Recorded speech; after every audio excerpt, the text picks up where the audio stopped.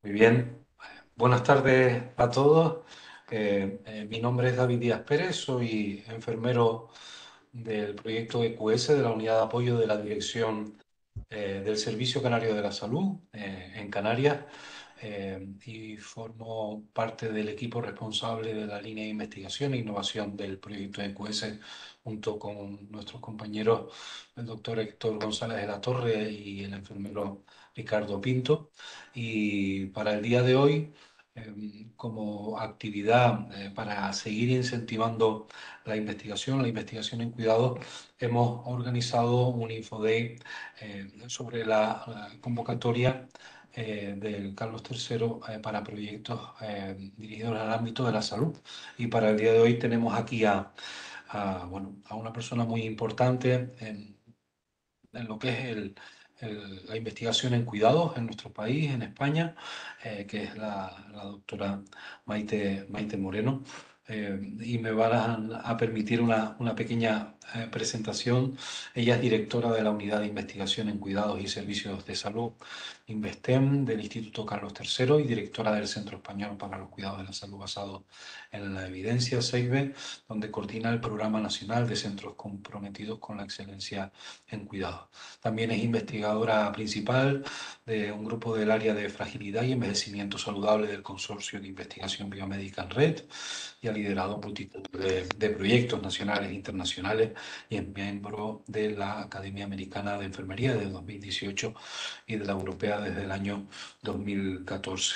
Para nosotros es un inmenso placer que esté ella hoy con nosotros por aquí, por su disponibilidad y su generosidad desde el primer momento que contactamos con ella para que pudiera estar hoy con nosotros y explicarnos un poco, darnos las claves, un poco para poder acertar, ¿no?, a la hora de poder redactar estos proyectos dirigidos a convocatorias FI y tener mayor posibilidad, ¿no?, de poder tener un proyecto becado para esta nueva convocatoria en 2023. No me entretengo más. La duración de la sesión será de aproximadamente 2 horas, aunque la presentación de Maite será de aproximadamente 1 hora. Vamos a intentar dejar las preguntas después de la sesión, pero si hubiera algo importante, por favor, me lo escriben por el chat y interrumpiré a Maite.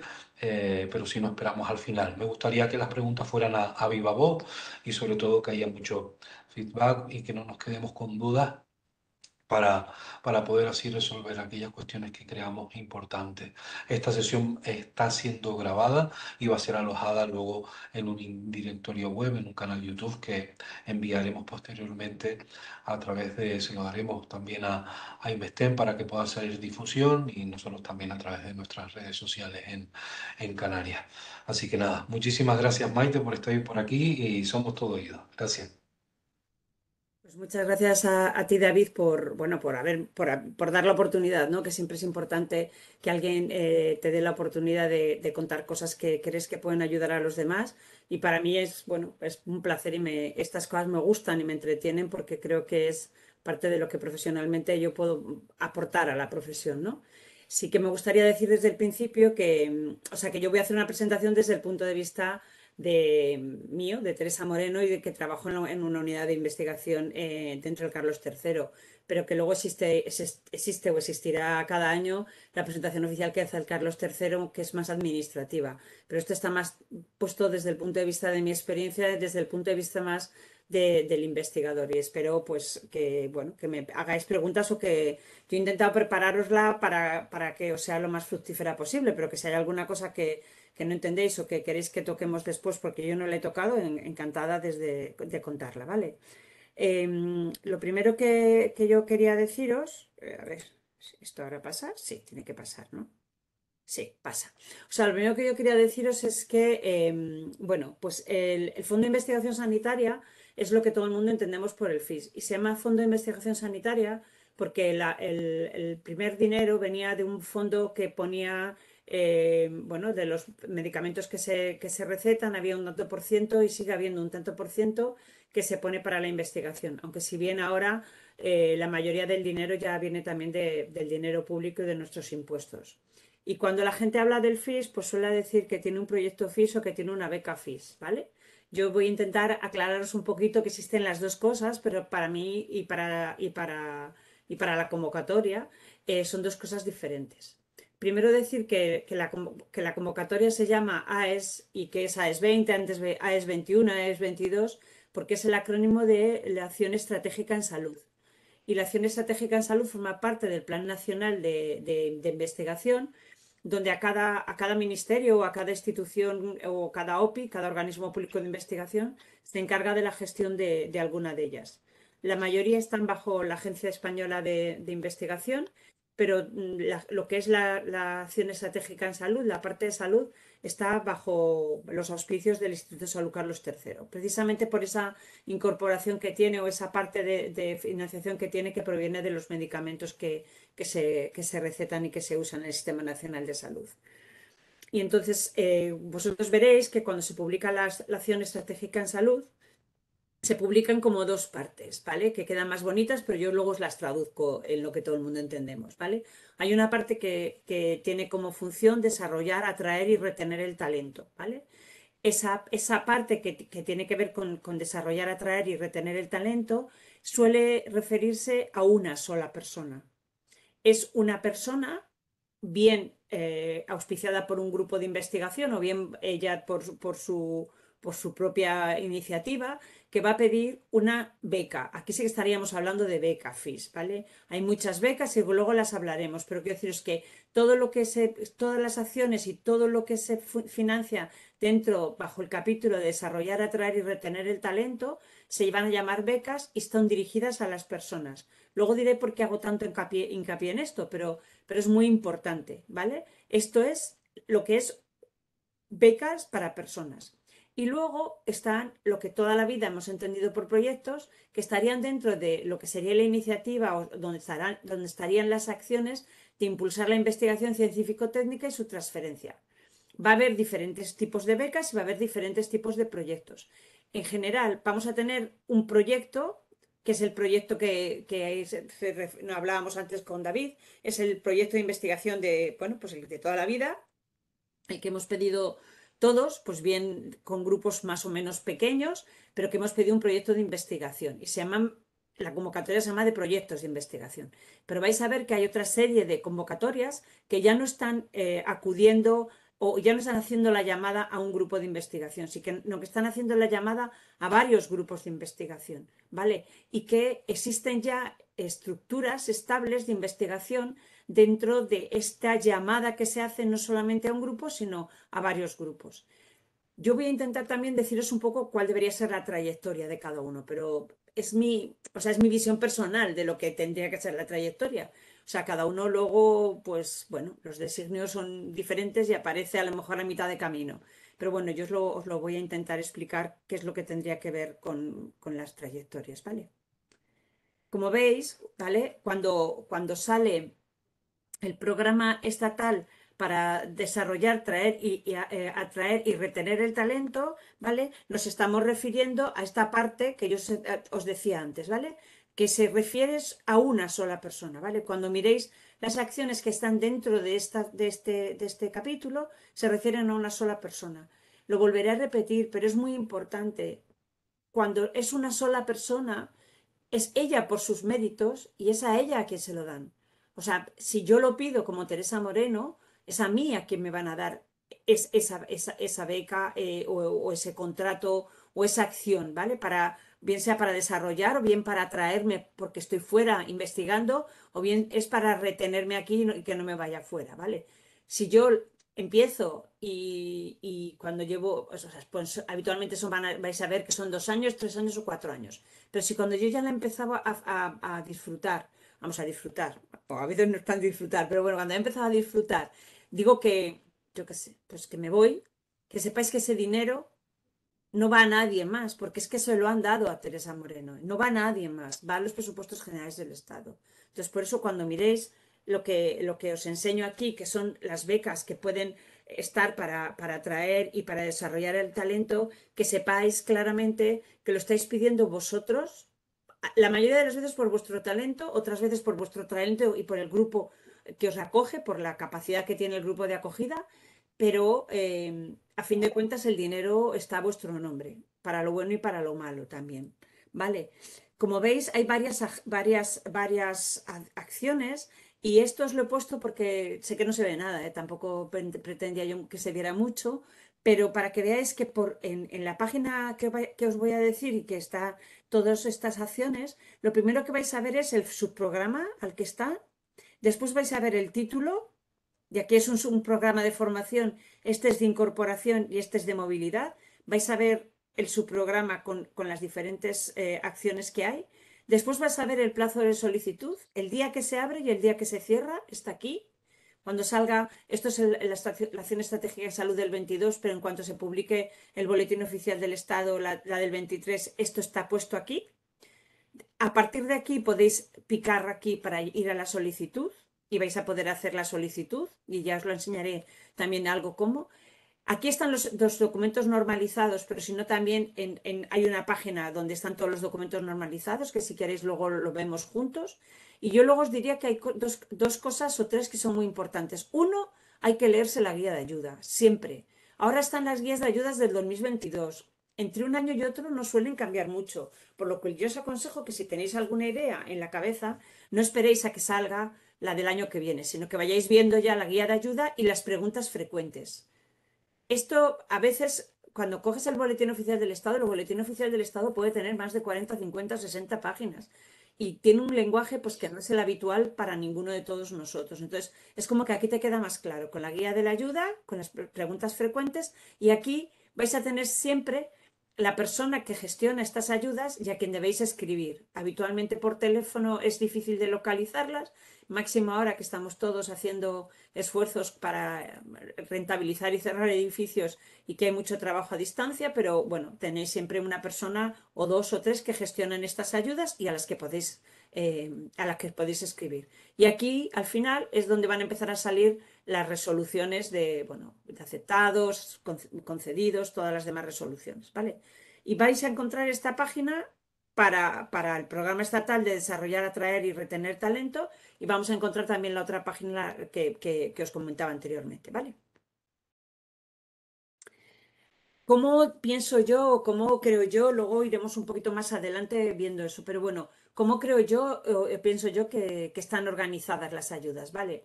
En general os he puesto en rojo las que dependen del Instituto de Salud Carlos III, pero como habíamos titulado como la financiación pública, he intentado también poner la de la Agencia Estatal de Investigación, ¿vale? Porque algunas son muy repetitivas, pero uno puede optar a las dos o a una de las dos, ¿vale?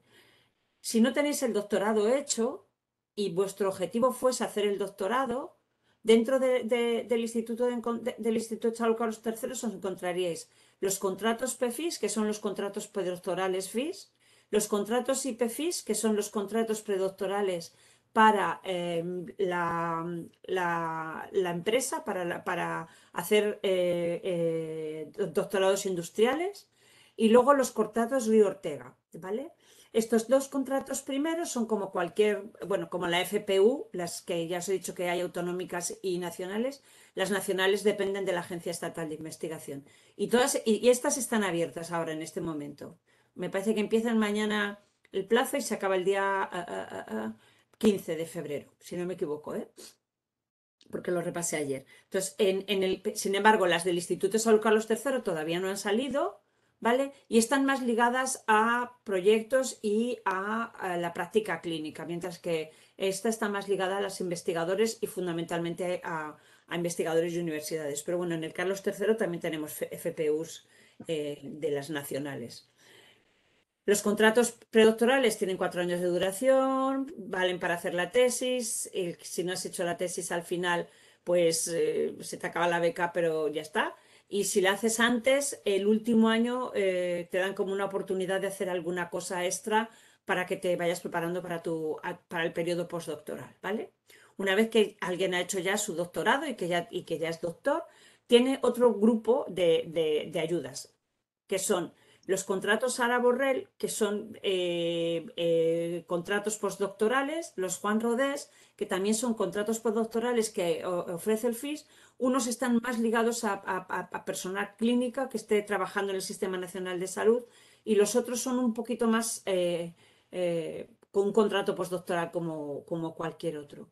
Además de estos tres que fomenta vamos, que convoca el Instituto de Salud Carlos III, están las becas Margarita Salas, que también son contratos postdoctorales y se gestionan, no me ha quedado muy claro quién los gestiona, pero como que los ofrecen muchas universidades y muchas instituciones, ¿vale? Y también son 4 años postdoctorales para poder trabajar, 3 años postdoctorales.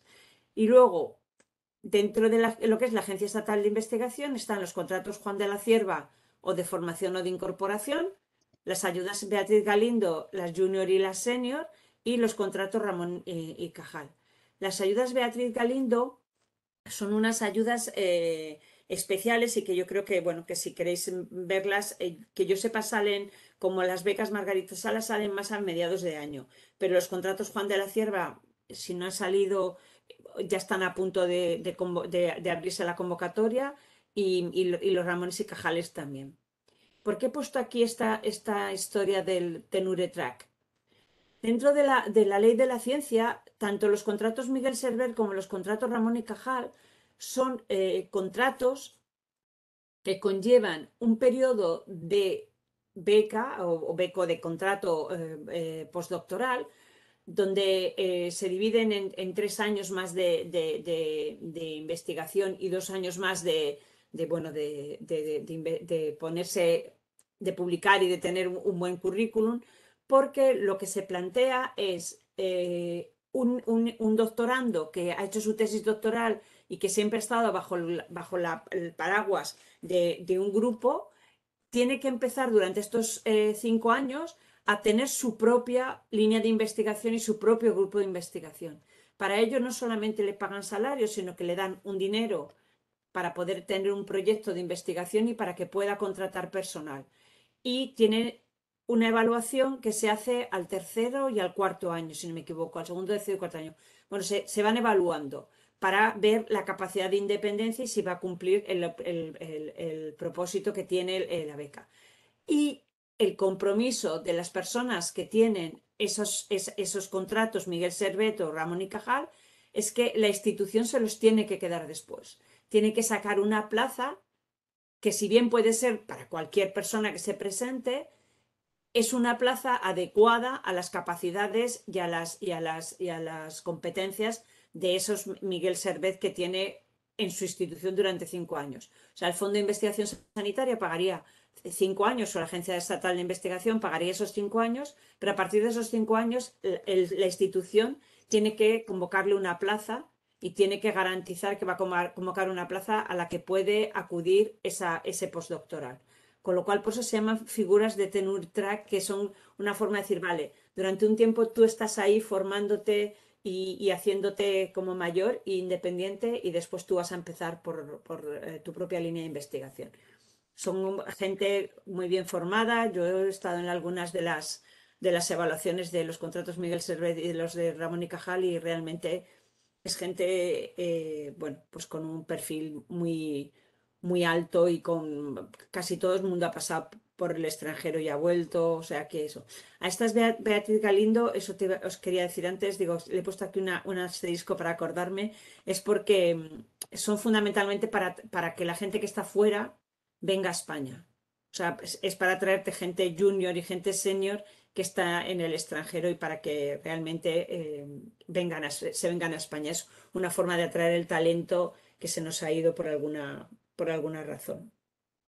Y luego, y todas dentro de la convocatoria del Instituto de Salud Carlos III, pues hay algunas otras ayudas o contratos que no tienen mucho que ver con el grado doctoral o con la carrera investigadora que tú quieras hacer, sino que tienen otros fines y otros perfiles. Entonces están las ayudas de formación a la gestión de la investigación en salud, que están pensadas, son de 3 años, y están pensadas para tener buenos gestores en investigación en salud, que sepan gestionar después grupos y que sepan gestionar en los institutos diferentes grupos que puedan pedir proyectos, pero es fundamentalmente gestión en la investigación en salud. Luego están los contratos de gestión de investigación en salud, que son iguales que los de arriba, pero que son para los institutos de investigación sanitaria, que luego hablaremos de ellos. Están los contratos para la intensificación de la actividad investigadora del Sistema Nacional de Salud, que también muchas comunidades autónomas lo tienen, y yo creo que es algo que es desconocido, pero yo creo que es bueno, es como una acción que a mí me hubiera gustado tener cuando yo empecé, que es tú pides un contrato de intensificación, te dan la mitad del dinero o algo más, pero en general es la mitad del salario. Le pagan la mitad del salario a tu institución para que tu institución te libere al menos la mitad de la jornada laboral que tú tengas para que tú puedas investigar. Necesitas tener un proyecto de investigación para poderlo pedir, pero si tienes un proyecto de investigación, sobre todo para las personas que estamos en la práctica, bueno, que estáis en la práctica clínica y que a veces es muy difícil que se os dé tiempo libre para poder investigar y hacer el proyecto, pues se puede pedir un contrato de intensificación y al menos la mitad de la jornada laboral, bueno, pagan un sustituto para que te lo puedas coger. O podría ser, depende de la magnitud del proyecto, puede ir más allá del 50%. Y luego están los contratos de personal técnico bioinformático de apoyo a la investigación, que también son para los institutos de investigación sanitaria y que son para gente que son técnicos en bioinformática. ¿Vale? Y finalmente os lo he puesto así con un avión porque son parte de la movilidad, ¿no? O sea, son las ayudas de movilidad del personal investigador, que esto es las ayudas de movilidad para cualquier persona que está investigando, que tiene proyectos y que quiere irse me parece que es un mes o dos, no me acuerdo eso, pero en más de un año, y se quiere ir a cualquier otra institución, nacional o internacional, para aprender algo que solamente puede aprender en esa institución, ¿vale?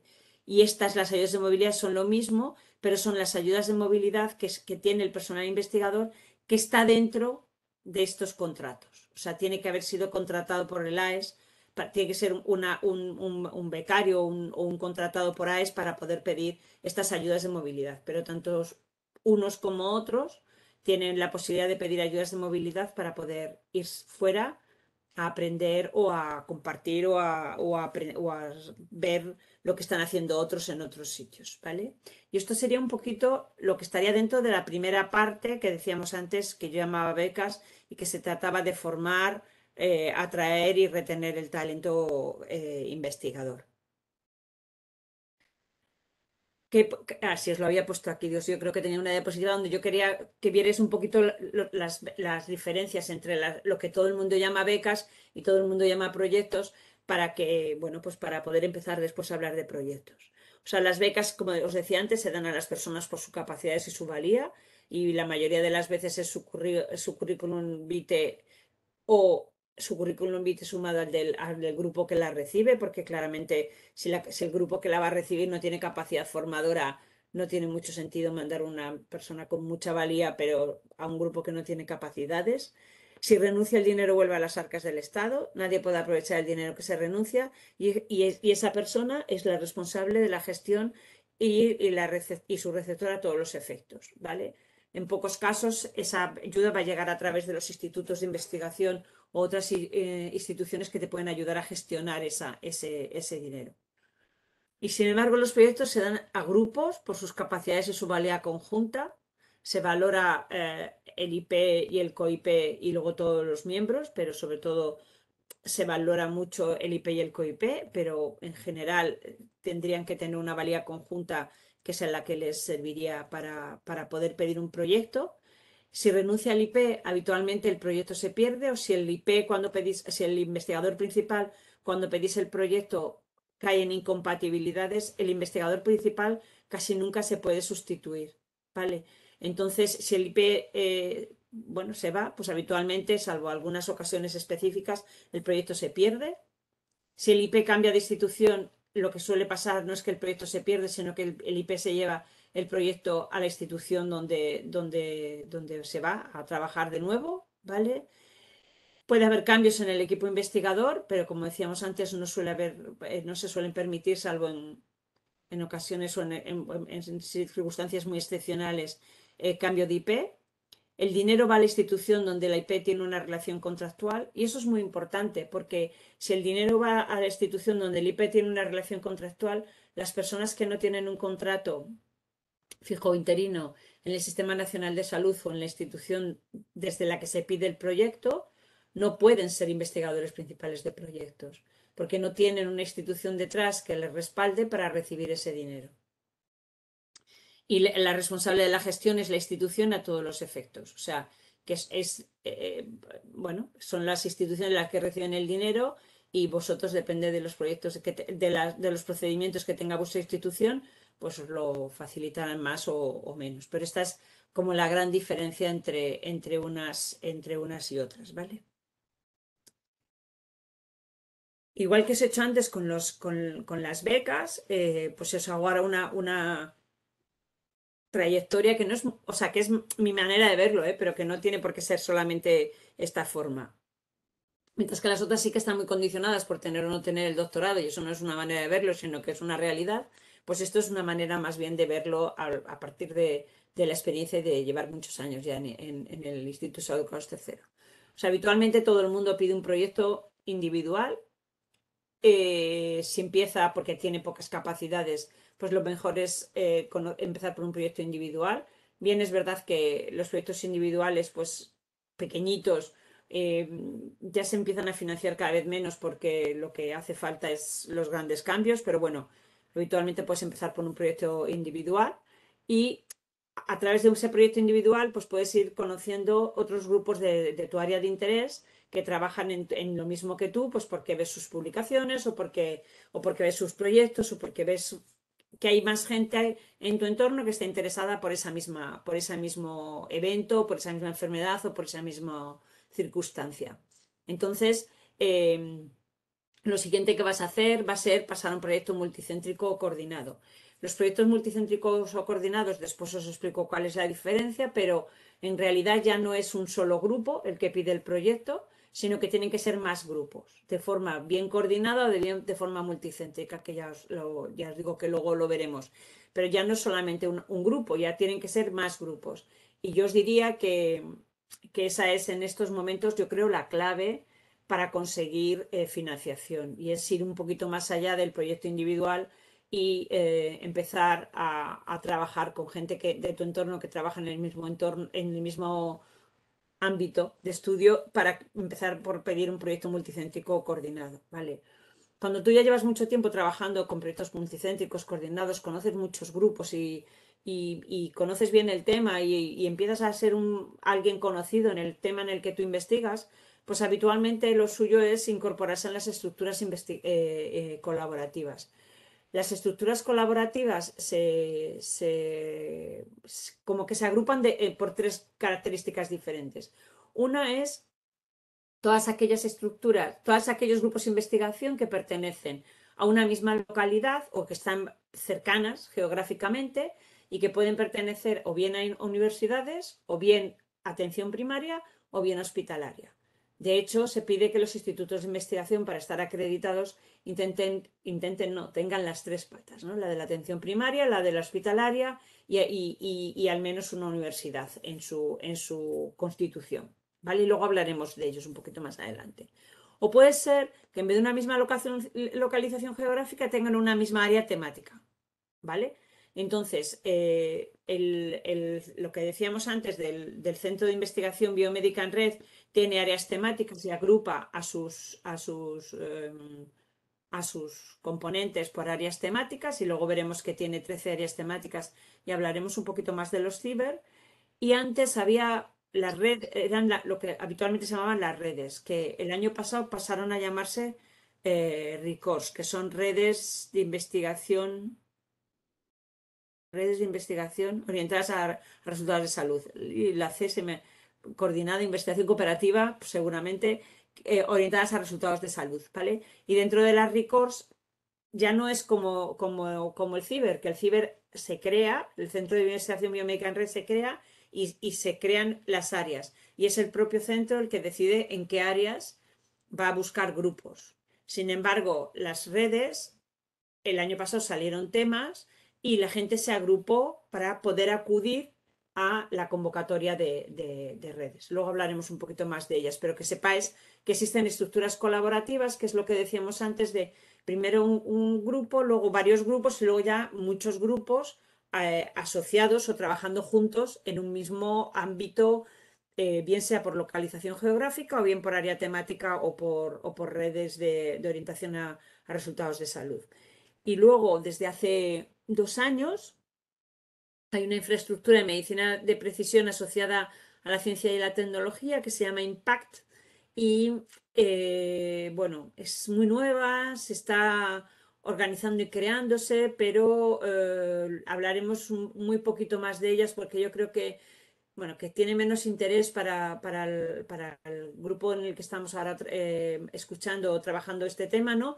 Pero que si algún día queréis, pues se puede hablar. Pero el IMPACT tiene como 3 pilares: un pilar de genómica, donde se van a genotipar, pues, población general, tienen un pilar de datos y luego tienen un pilar de epidemiología y medicina de precisión que va a generar una cohorte de, bueno, de población, una cohorte poblacional que todavía están, bueno, que están preparando, que se está iniciando y que, bueno, pues será dentro de las cortes que tienen otros países, pues será uno de los países que tengamos una corte poblacional de larga duración donde se puedan estudiar diferentes cosas. Y será pues un buen caldo de cultivo para cualquier persona que quiera hacer un proyecto porque, bueno, hay un seguimiento de cohortes y van a hacer, bueno, van a recoger muchos datos y yo creo que va a tener mucha importancia para el futuro. Pero en estos momentos es como una estructura que se está creando con esos 3 pilares y que ha entrado dinero de los PERTE, bueno, del programa este de resiliencia, del dinero de Europa y que, bueno, se está habitualmente ubicando. ¿Queréis que haga una parada aquí? ¿Queréis preguntar algo? Porque me voy a focalizar más ya en lo que serían los proyectos. Voy a dejar de paso porque sería muy tedioso empezaros a decir cómo se evalúan las predoctorales, cómo se evalúan todo eso. Hola. Luego os lo digo. Sí,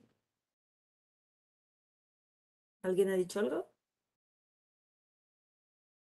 Sí, parece que alguien comentó algo, por favor. Vale, Vale, pues no sí, pasa nada. se activó, sí. Sí. Vale, entonces vamos a ponernos ahora en la situación de alguien, ¿vale? Que ha pedido o que quiere pedir un proyecto, ¿vale? Esto es donde yo me he configurado. O sea, yo primero os he hecho como una especie de visión global de qué es la financiación que existe y ahora nos vamos a fijar más en los proyectos de investigación, que yo creo que es más o menos en lo que queríamos hablar, y de las estructuras de investigación, porque yo también creo que, bueno, que merece la pena que las conozcáis, ¿vale? Entonces, antes de empezar a pedir un proyecto, hay mucha gente que me dice, Maite, es que me gustaría saber qué es lo que se ha financiado otros años. Bueno, que sepáis que en el portal FIS, pero vamos, ponéis portal FIS y aparece esto, ¿eh? No, esto está o sea, que no hace falta que la copiéis, podéis hacer una foto y ya está. Y os lo he puesto aquí de medio lado porque porque no lo podía girar, pero ahí tenéis lo que se financia y entonces tenéis que buscar, tenéis aquí un buscador y por palabras, ¿no? Entonces, ¿qué nos gustaría saber? Pues cuántos proyectos de enfermería se han financiado, ¿vale? Pero el problema está en que, por un lado, en este buscador solo vienen por título, o sea que tenéis que buscar cuidados, enfermería, o sea, tenéis que ir buscando lo que hay que se pueda parecer a eso, si queréis ver lo que hay más a nivel de investigación en cuidados. Pero bueno, podéis, si trabajáis en diabetes o si trabajáis en cardiovascular o trabajáis en ictus o trabajáis en obesidad, podéis buscar por las palabras clave. No es un buscador súper bueno, ¿ve? Pero a fin de cuentas están todos los proyectos que se han ido financiando y tenéis, bueno, lo que todos ponemos al principio, el título, el investigador principal y un breve resumen, ¿vale? Entonces, insisto, no es la mejor vía de buscar y ahora con todo esto que hay de inteligencia artificial, yo espero que en algún momento se mejore todas esas búsquedas, pero bueno, por lo menos podéis echar un vistazo de lo que se ha ido financiando otros años, ¿vale? Uy. Vale. Entonces, si os acordáis, hemos hecho todo lo que tenía que ver con las ayudas a individuos y becas. Y estos serían todos los formatos, ¿veis? Que sale igual que salía antes para impulsar la investigación científico-técnica y su transferencia, pues aparecen todas las convocatorias de proyectos que hay. La genérica es esta, proyectos de salud, ¿vale? Que el año pasado, pues eso, se abrieron el 2 de marzo y se acabaron el 24. Por eso digo que no esperéis mucho, porque cuando salga hay 20 días y ya está. Y aquí tenéis, pero podéis entrar aquí si queréis poder ver las preguntas más frecuentes y siguen estando ahí pendientes, ¿vale? Vamos, yo lo consulté ayer y estaban. Y luego hay otro tipo de proyectos de los que también hablaremos, pero hay muchos como, bueno, ya hay muchas convocatorias que ya comentaremos más despacio. Pero ahora vamos a hablar solamente de los proyectos de salud, los de desarrollo y los de investigación clínica independiente, que serían estos tres primeros, porque yo creo que pueden ser tres tipos de proyectos a los que podrían estar interesados en participar en alguna de estas convocatorias. Esta, insisto, es la habitual, la que se lleva, bueno, la que se lleva todo el dinero y la que se lleva casi toda la carga y donde está la mayor parte de la financiación. Si hablamos de proyectos de investigación en salud, que decíamos que os decía antes, que es la convocatoria que todo el mundo conocemos y que es la convocatoria a la que habitualmente acudimos, podemos tener, como os decía antes, tres tipos de proyectos, ¿vale? Proyectos individuales que están bien porque tienen la posibilidad de tener un COIP. Entonces, lo que más se va a valorar si tenéis un proyecto individual con COIP es tener la posibilidad de transición entre el liderazgo de un P emergente y un IP senior. O sea, por ejemplo, si alguien que tiene muy poco currículum investigador quiere hacer un proyecto y liderarlo porque va a ser su línea de investigación o porque a lo mejor va a ser su tesis o porque va a hacer algo que le interesa, entonces puede pedir un proyecto individual con un COIP y entonces el senior hace de COIP y el investigador emergente hace de IP.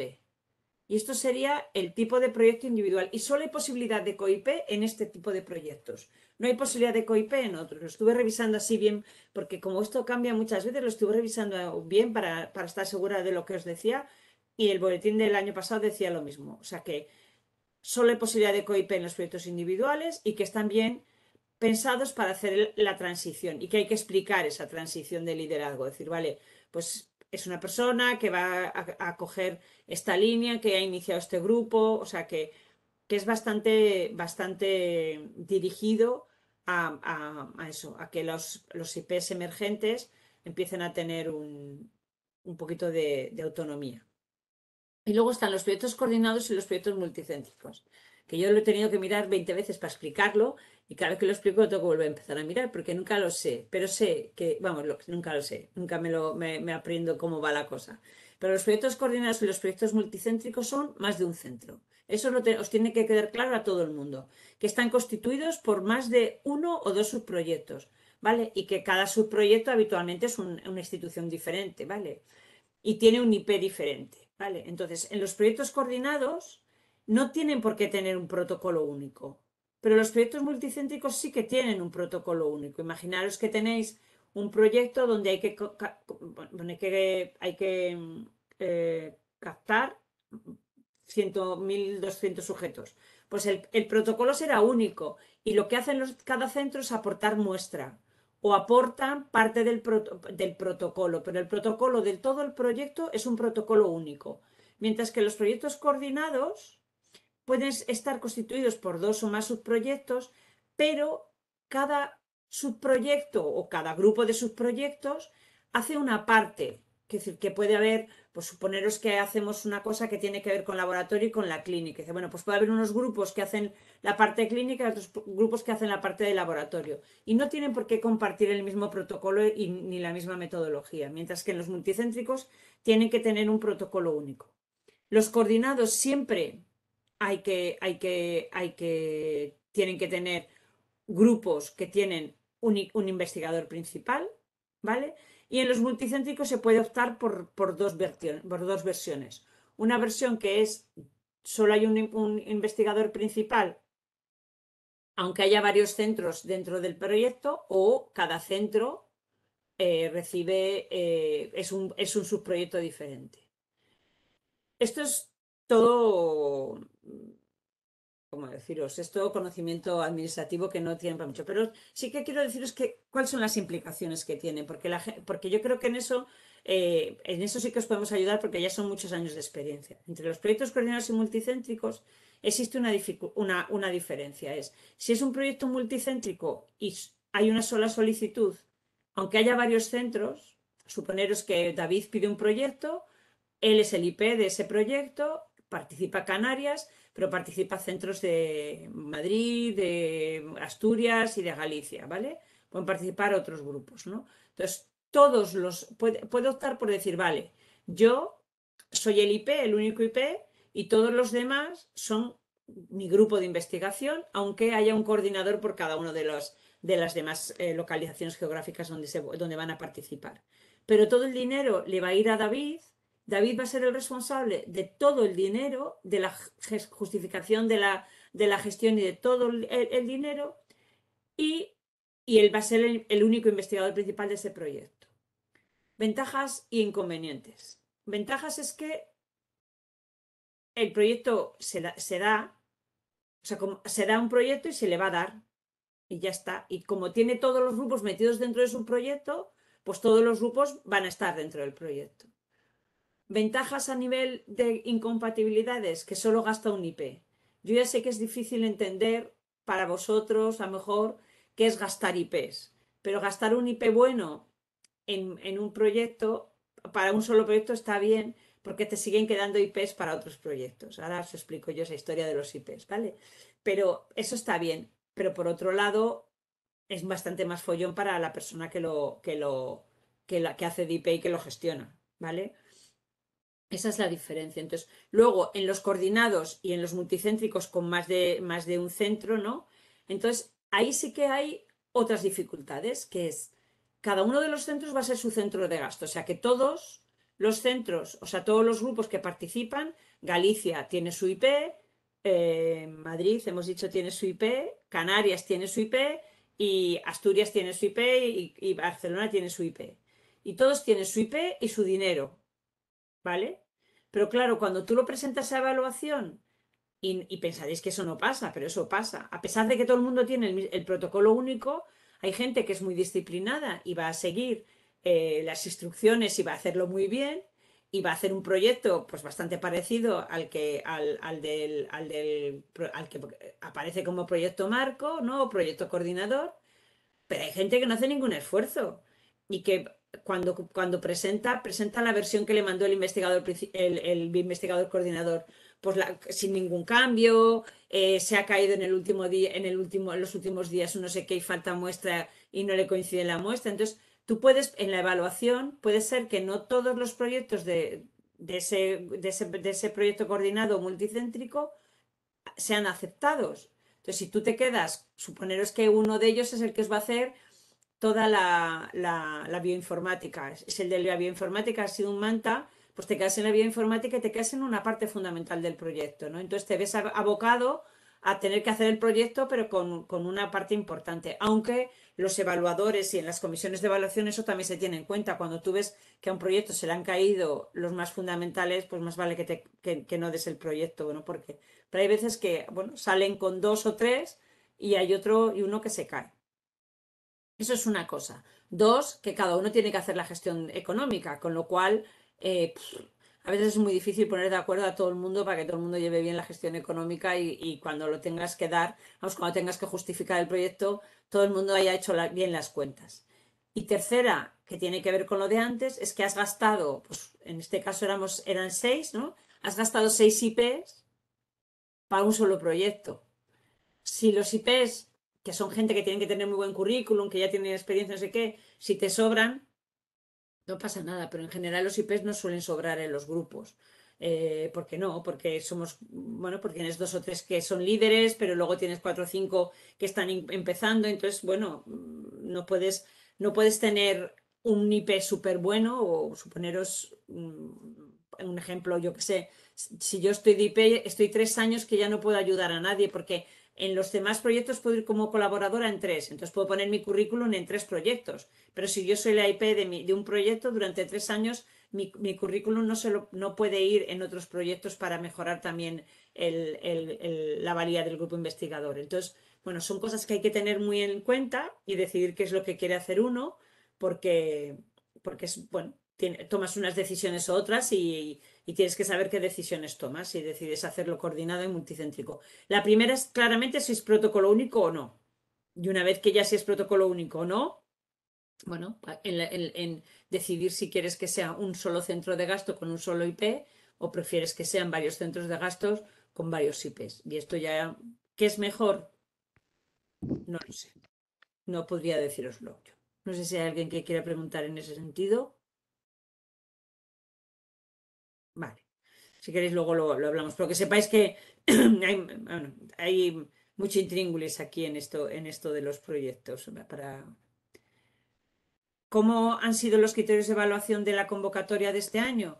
Pues la valoración del equipo investigador va hasta 30, donde la trayectoria del equipo de investigación y el desarrollo de actividades en el marco de otras eso puede tener 10 puntos, el historial científico 8, la calidad y liderazgo en programas internacionales hasta 4, la capacidad formativa hasta 4 y los resultados preliminares en el área hasta 4. O sea, es 30 puntos, eso los lleva el equipo de investigación, pero la validación de la propuesta se lleva 70. O sea, que sí que es verdad que tiene un peso y que tiene, o sea, y que tiene que ser un buen equipo investigador, pero que realmente hay que presentar es un buen proyecto, porque donde está la mayoría de la puntuación está en la relevancia, aplicabilidad y la capacidad de transferencia. Y eso sí que es muy importante. Y luego hay algún porcentaje, bueno, pues eso, que se guarda para factores de corrección que son la discapacidad, la puntuación de investigadores emergentes y después, bueno, se aplica también si es de la práctica clínica o no es de la práctica clínica. Entonces, bueno, que sepáis que hay algún punto de corrección, pero que sepáis que aquí hay pues 2/3 de la nota, ¿vale? O sea que sí, que yo es eso, no, es que si soy malo no me han dado un proyecto. Sí, aquí tienes, pero tienes que, si presentas un proyecto súper bueno, es muy difícil bueno, que no pases la convocatoria. Es verdad que el punto de corte habitualmente suele estar en 70, 70 y pico para casi todas las comisiones, salvo algún año especial que, bueno, como ha sido este último, donde gente con mucho prestigio a nivel internacional y que gente, bueno, investigadores que todos conocemos por nombres y apellidos han caído todos en esta convocatoria. Me parece que este año el punto de corte ha estado en 80 y algo, pero tendrá que volver a subir el año que viene, ¿eh? O sea, 82, 83 vamos, para todo el mundo ha sido muy inaudito que se subiera tanto el punto de corte. Pero vamos, ya insisto, es que todos conocíamos por nombre y apellido a muchos de los investigadores que se habían presentado, o sea que ha sido un año, pues bueno, un poco peor que los demás. Luego están los proyectos de desarrollo tecnológico en salud. Y en estos, a veces no nos fijamos, pero estos también son interesantes para los cuidados, porque hay proyectos que ellos llaman de prueba de concepto, que es validar una idea que es de calidad contrastada, pero validarla y validar su desarrollo a nivel de laboratorio. Si vais a hacer, yo qué sé, un nuevo, no sé, imaginaros un robot o vais a hacer una nueva modelo de tratamiento, algo que sea muy innovador, pues tenéis aquí eso que son 2 años de prueba de concepto, que habitualmente se sigue de un proyecto de validación tecnológica de los prototipos. O sea, como que aquí se genera el prototipo y después se valida en la práctica clínica. Entonces, antes era solamente proyecto de desarrollo tecnológico y era todo seguido y ahora han decidido, bueno, pues que como hay algunas ideas que no llegan no llegan a tener tan siquiera un prototipo, pues que es preferible financiar proyectos solamente de pruebas de concepto por 2 años, ¿sabéis lo que es el TRL?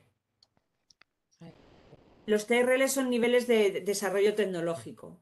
no me sé ahora muy bien cuál es la traducción, pero son niveles de desarrollo tecnológico. Entonces, el valor de 3 a 4 es que es una idea, pero que bueno, que no ha sido muy probada y 5 o 6 es algo que ya se tiene un prototipo y que se puede llevar a la práctica clínica o se puede llevar al entorno donde donde va a funcionar. Suponemos, no sé, si en la época del COVID, ya nadie se os olvida, pues los respiradores o nuevos sistemas de flujo de sueroterapia, o sea, pueden ser diferentes cosas, ¿vale? Pero que sepáis que están y que hay gente que le gustan estas cosas y que se puede alinear con la empresa o con alguien que lo haga y están ahí los proyectos y salen todos los años a convocatoria, ¿vale? Y por último, realmente estos proyectos de investigación en clínica independiente, el año pasado solo salieron para nuevos medicamentos, espero que vuelvan a salir para intervenciones no farmacológicas, pero el año pasado solo salieron para intervenciones farmacológicas y eso, el objetivo es fomentar la investigación clínica independiente con medicamentos de uso humano y terapias avanzadas mediante la financiación de proyectos que no están promovidos por la industria farmacéutica y que de ninguna manera serían pagados por dinero que no fuese dinero público. Y entonces, bueno, pues son ensayos clínicos siempre, solo se financian ensayos clínicos y cada año salen, bueno, los ensayos clínicos o las líneas de desarrollo de ensayos clínicos que son necesarias bueno, para el Sistema Nacional de Salud, ¿no? Para las prioridades que estén marcadas. Entonces, que sepáis que estos proyectos también existen y que también se podrían pedir, ¿vale? Hago un parón aquí antes de ir a las estructuras. ¿Qué? No. ¿Alguien quiere preguntar alguna cosa? Que levante la mano por el chat. Es que es muy aburrido hablar sola, ¿eh? No te preocupes que después tenemos aquí una lista de 20 preguntas para hacerte. Vale, venga, pues hala, voy a acabar para por la lista, venga. Vale, vamos a las estructuras de investigación. Lo que yo os decía antes que eran estructuras de investigación temática, ¿no? Que son estructuras estables de investigación, que era, si os acordáis, era como el siguiente nivel después de pedir proyectos, conocer a mucha gente. Bueno, pues al final acabas en alguna de esas estructuras de investigación, ¿vale? Entonces, están los CIBER, que son los centros los centros de investigación biomédica en red, que tiene 13 áreas temáticas, que ahora lo veremos. Habitualmente en la AES, por ejemplo, en la AES del año pasado, en la Estación Estratégica de Salud del 22, salieron incorporación de nuevos grupos a estas áreas temáticas. Salió incorporación de grupos, por ejemplo, epidemiología y salud pública, porque en esa área temática no había grupos que estudiaran género, y había algún otro, me parece que era determinantes sociales de la salud. Bueno, había algunas áreas que no estaban tocadas en ese ciber y salieron nuevos grupos. Cuando al ciber solo se puede incorporar un grupo cuando salen convocatorias o bien de un ciber entero, ¿vale? Cuando nosotros nos presentamos al ciber en el que estamos trabajando en envejecimiento y salud pública, pues nos se presentaron dijeron, vamos, que queremos hacer un ciber de envejecimiento y salud y fragilidad, perdón. Bueno, pues nos presentaron 40 y pico grupos y se quedaron con 20, ¿vale? Entonces, de esa forma tú puedes formar parte de un ciber y los grupos nos presentamos de forma independiente y te valoran y entras o no, esto ya está. O de vez en cuando abren para añadir algún grupo más, como hicieron el año pasado. Ya os digo que el año pasado se añadieron en varias áreas algún grupo más. Y hay años en los que salen incorporación de grupos, hay años como el año pasado que salió un ciber entero después del desastre de la pandemia, que era de enfermedades infecciosas, y hay años que no sale nada. Entonces hay que saber si salen añadirse grupos o no hay grupos abiertos en el año que te corresponde. Pero insisto, a los ciber se va tú como grupo a el área que te corresponde, te sometes a evaluación y entras o no entras dentro del grupo. También una vez que estás dentro, como te evalúan todos los años, te pueden echar, pero en principio, si te portas bien y eres bueno, pues en general, bueno, pues la gente que estamos en los ciber intentamos que no nos echen.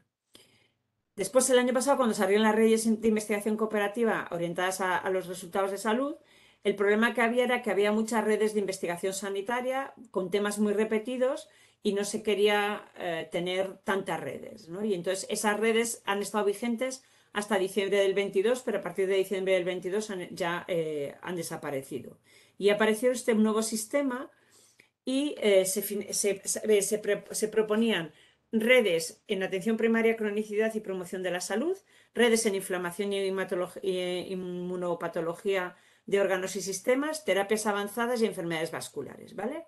Y el resultado fue que se aprobaron 3 en atención primaria, 2 en inflamatoria e inmunopatología y una de terapias avanzadas y una de enfermedades vasculares que luego veremos.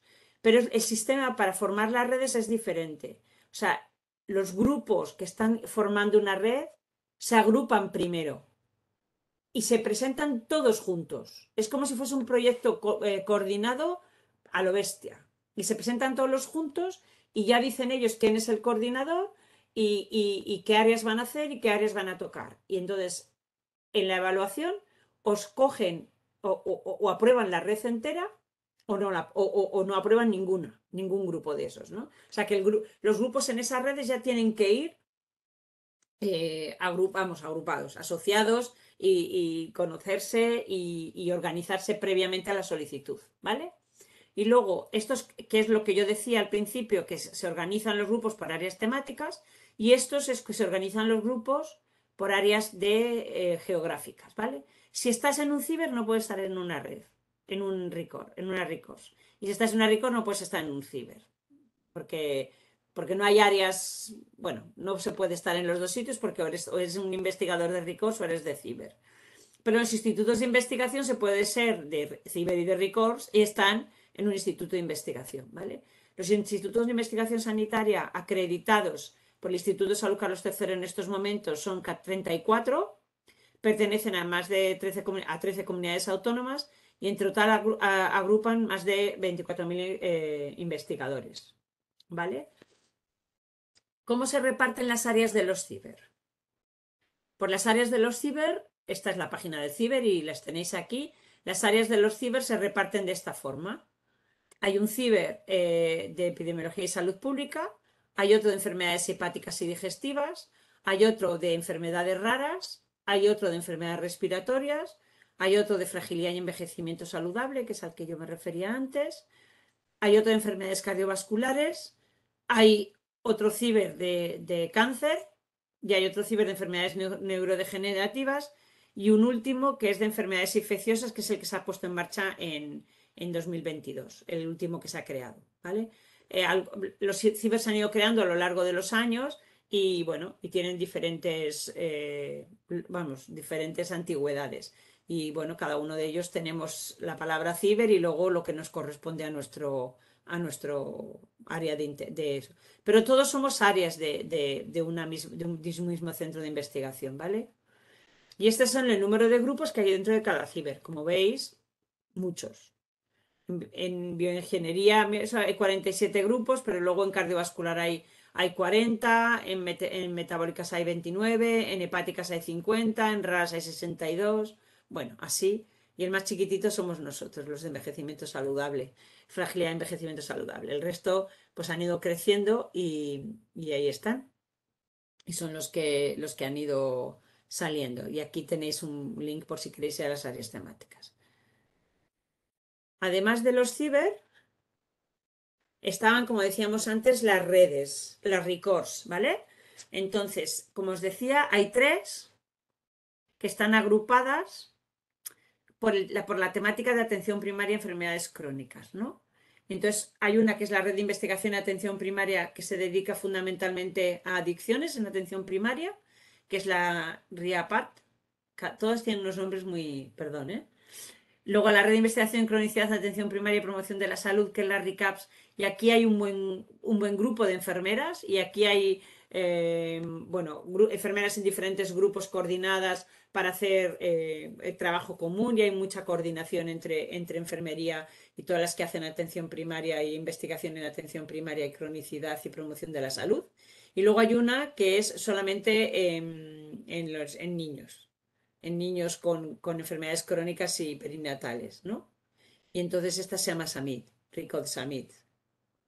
Luego hay otras dos que no las he visto que estuvieran muy desarrolladas, a pesar de que deberían llevar ya un año funcionando, porque no he visto ni logo ni mucho de ellos. Hay una que se llama enfermedades inflamatorias y otra que se llama chronic kidney disease, que se dedican simplemente a renales. Y luego hay dos que os he dicho que había de terapias avanzadas, había una que es la de TERAP y otra que es de cardiovascular, que es Ricor Ictus, que se dedican fundamentalmente al ictus. Insisto que el cambio de las redes que se llamaban antes REDIX a las RICOS ha sido de la convocatoria del 21, no del 22, pero sí del 21, que han empezado a funcionar en enero del 22 y que, por tanto, bueno, pues es un nuevo modelo, es un nuevo desarrollo. Las anteriores estuvieron financiadas por casi 10 años consecutivos y estos, pues no sé muy bien por cuánto tiempo van a estar financiados, pero realmente por más tiempo que un proyecto de investigación. Eso sí que os tiene que quedar claro. Pertenecer como grupo a una de las estructuras estables, como bien dice la palabra, es estructura estable, ¿vale? Y eso es muy importante. Y luego estas diapositivas son las que bueno, estas del instituto y las otras me las ha prestado Isabel Ors. De los institutos acreditados que os decía antes, esta sería un poquito la localización geográfica que tienen los institutos acreditados. David, vais a tener que poneros las pilas, que aquí no hay raya. Extremadura tampoco tiene raya. Y yo creo que hay alguien más que no tiene raya. Castilla-La Mancha me parece que tampoco. Bueno, hay 4 comunidades autónomas que no tenían, ¿vale? Son 34 institutos de investigación que agrupan 176 centros y más de 24.000 investigadores, que es lo que yo os decía antes, ¿vale? Una de las cosas muy importantes que nos ha parecido, bueno, estos son los institutos y sus logos. Una de las cosas que nos pareció muy importante, porque hay institutos desde hace años ya que se empezaron a crear los institutos, pues dentro de los grupos de los institutos o de las líneas de los institutos, eh, eh, o sea, se hicieron jornadas y se hizo un poquito de lobby dentro del instituto para que fuese obligatorio, bueno, obligatorio, que fuese por lo menos, bueno, porque tener un instituto de investigación que tenía que tener un grupo de investigación en cuidados. Al principio, pues nos los contábamos con las manos y sabíamos que había 3, 4, 5, ¿no? Y ahora, pues afortunadamente, de los 34, 29 de ellos presentan un grupo de investigación en cuidados. O sea que ahora solamente nos quedan 5, ¿no? Para que tengan un grupo de investigación en cuidados. Pero bien, es verdad que esto ha cambiado mucho porque en el último proceso de evaluación de los institutos acreditados se ponía que tenían que tener un 5% de actividad en investigación en cuidados, con lo cual, bueno, eso ha generado que se creen grupos. Y estos bueno, os los dejaré porque lo veréis, pero no os los pienso leer uno en uno. Estos son los institutos de investigación y este es el nombre de grupos de investigación en cuidados. Como veis, hay algunos que tienen hasta 3 o hasta 5, pero en general, pues cada uno tiene un grupo de investigación. O no hay grupo de investigación en cuidados que los tenéis aquí puestos, ¿vale? Y luego, como los grupos de investigación pueden estar en diferentes áreas, pues pueden ser áreas transversales o pueden ser en áreas más relacionadas, pues como el EDIVAPS, en cuidados, ¿vale? O si no están en salud pública, epidemiología y servicios de salud, en el IDISBA. Bueno, están en diferentes sitios, pero para que lo vierais un poco, dónde estaba cada uno de los grupos ubicado, ¿vale?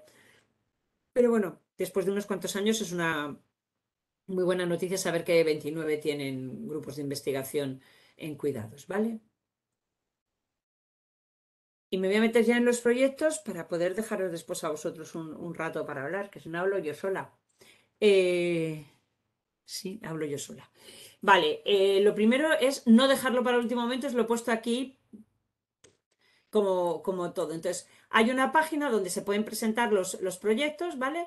Y para presentar un proyecto vais a necesitar tener un currículum vitae y un proyecto, que es lo que vamos a hablar ahora un poquito, ¿eh?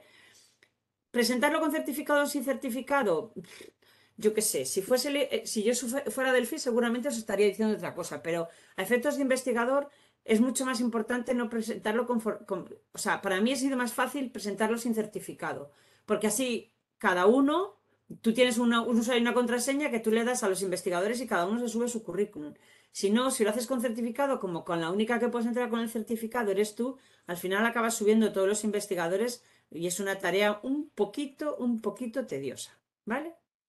Voy a hacer un repaso muy leve, pero para daros las 4 claves para rellenar esto. Lo primero que os diría yo es que ni se os ocurra, pero ni se os ocurra, intentar rellenar la plantilla en directo. O sea, que lo hagáis en un Word y vayáis copiando y pegando. Es una plantilla que yo espero que en algún momento mejore, pero es una plantilla bastante tediosa de trabajo, ¿eh? Para mí es muy tediosa. Yo prefiero tenerlo todo en un Word y cuando ya lo voy pegando, pues ya voy haciendo, yo lo voy haciendo por partes y ya está. A ver, ¿qué pasa aquí? ¿Que no sales? No sale. Vale. Los proyectos empiezan con esto. El historial científico, yo os he puesto aquí lo que pone en el proyecto, ¿vale? Y os voy a dar alguna idea. El historial científico técnico del COIP y del equipo, ¿vale? Hay que ponerlo de los últimos 5 años, ¿vale?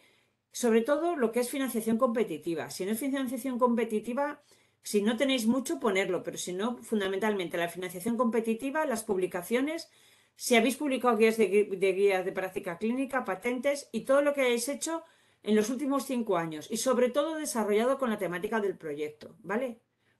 Intentar que sea lo más desarrollado.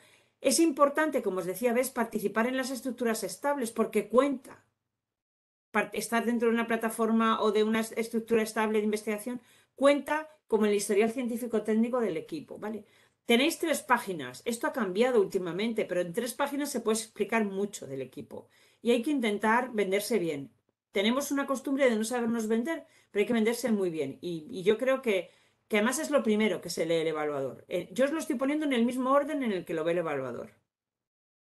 Lo siguiente es la capacidad de liderazgo en programas internacionales y nacionales. Aquí no, en programas internacionales, perdonad. Aquí no da ideas, pero aquí es si habéis trabajado o habéis hecho algo a nivel internacional, ¿vale? O sea, que tenéis que tener una capacidad de liderazgo, por lo menos del IP o del COIP. El resto, pues también está bien.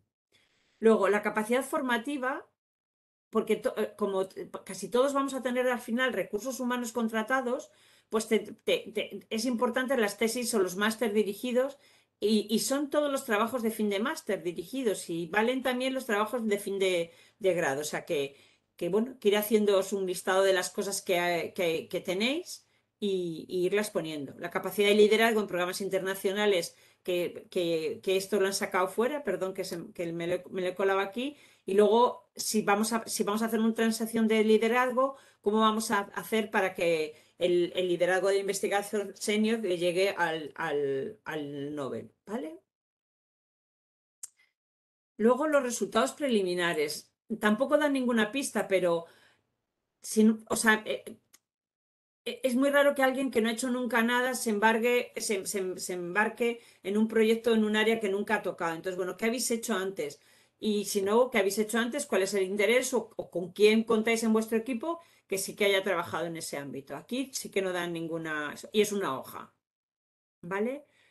Luego, el resumen del proyecto de investigación y el impacto esperado. Y sí que os dan ideas, ¿no? Pues que realicéis un breve resumen del proyecto. ¿Para quién creéis que va este resumen del proyecto de investigación y el impacto esperado?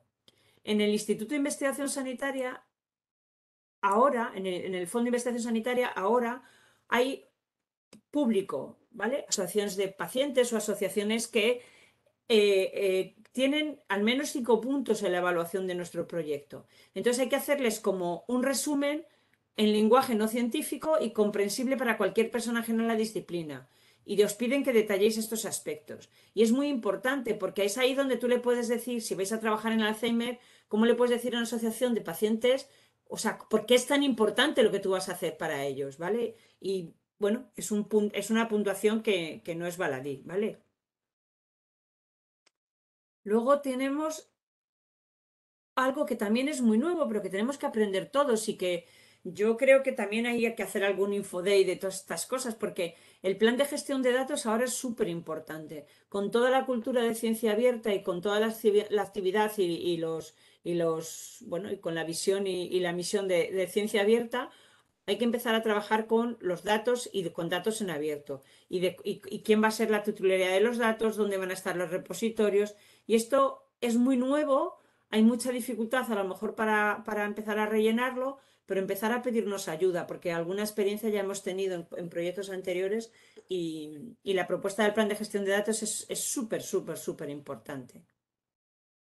Y es una página entera también de nuestro proyecto, ¿vale? Uy, se han ido un poco aquí las... Bueno, la sección de antecedentes y estado actual del tema es la que había siempre, que son 15.700 caracteres en espacios incluidos. Y ahí tenéis que, bueno, es la que hemos hecho toda la vida de antecedentes y estado actual del tema. Esta no ha cambiado y esta es la de siempre, ¿vale? Y siempre ha tenido la misma longitud y esto sí que no ha cambiado. Después está las referencias incluidas en el apartado, que sabéis que tenéis una página y que no vale poner las referencias muy chiquititas para que os quepan todas. Es preferible que pongáis las importantes, no, que no, como siempre hemos tenido, hay una sección de hipótesis y objetivos, eso no ha cambiado, eso sigue siendo igual. Yo creo que a partir de aquí ya más o menos es igual. La sección de metodología, que tampoco os he dado yo mucho más bola a esto, porque esta es la de siempre. Las anteriores son más novedosas, pero estas son las de siempre. El plan de trabajo, ¿vale? Que tenéis que ver cómo distribuir las tareas. Y eso sí que es muy importante. Si hay 50 investigadores en vuestro grupo de trabajo, los 50 tienen que tener una tarea. ¿Cuántos investigadores tienen que tener en mi grupo de trabajo? No sé, todos los que vayan a trabajar. No tiene, vamos, no tiene mucho sentido tener un investigador al que no le habíais puesto tareas en vuestro plan de trabajo, ¿vale? ¿Qué tienen que contribuir cada uno? Como sabéis, hay una sección de plan de trabajo que primero te pide que vayas rellenando cuadrito a cuadrito, que es un poco tedioso, pero es lo que hay. Pero en la página siguiente te permite, bueno, pues hacer un GAN más o menos bonito como este o más o menos bien hecho, pero bueno, es simplemente pues tener todas las actividades que vas a hacer, cuando las empiezas y cuando se supone que se van a acabar. Y luego está esta sección, que sí que es muy importante, que se llama la sección de marco estratégico, que es para poner la relevancia, el interés, la aplicabilidad y la capacidad de transferencia del proyecto. ¿Cuál es su impacto en salud y en el económico y el social? ¿No? Y entonces sí que merece la pena, o sea, utilizar las más palabras. Relevancia, interés y aplicabilidad, capacidad de transferencia de los resultados, tanto en salud y su impacto en salud, su impacto económico y su impacto social. Y ir dividiéndolos por esos grupos, ¿vale? Porque es así como se tiene que hacer y el impacto también tiene ahora mucho valor, es bastante nuevo, esto ha ido cambiando la forma en la que se pide, pero tiene mucho, casi todos los proyectos que se están pidiendo ahora tienes que declarar claramente cuál es el impacto en salud, el económico y el social.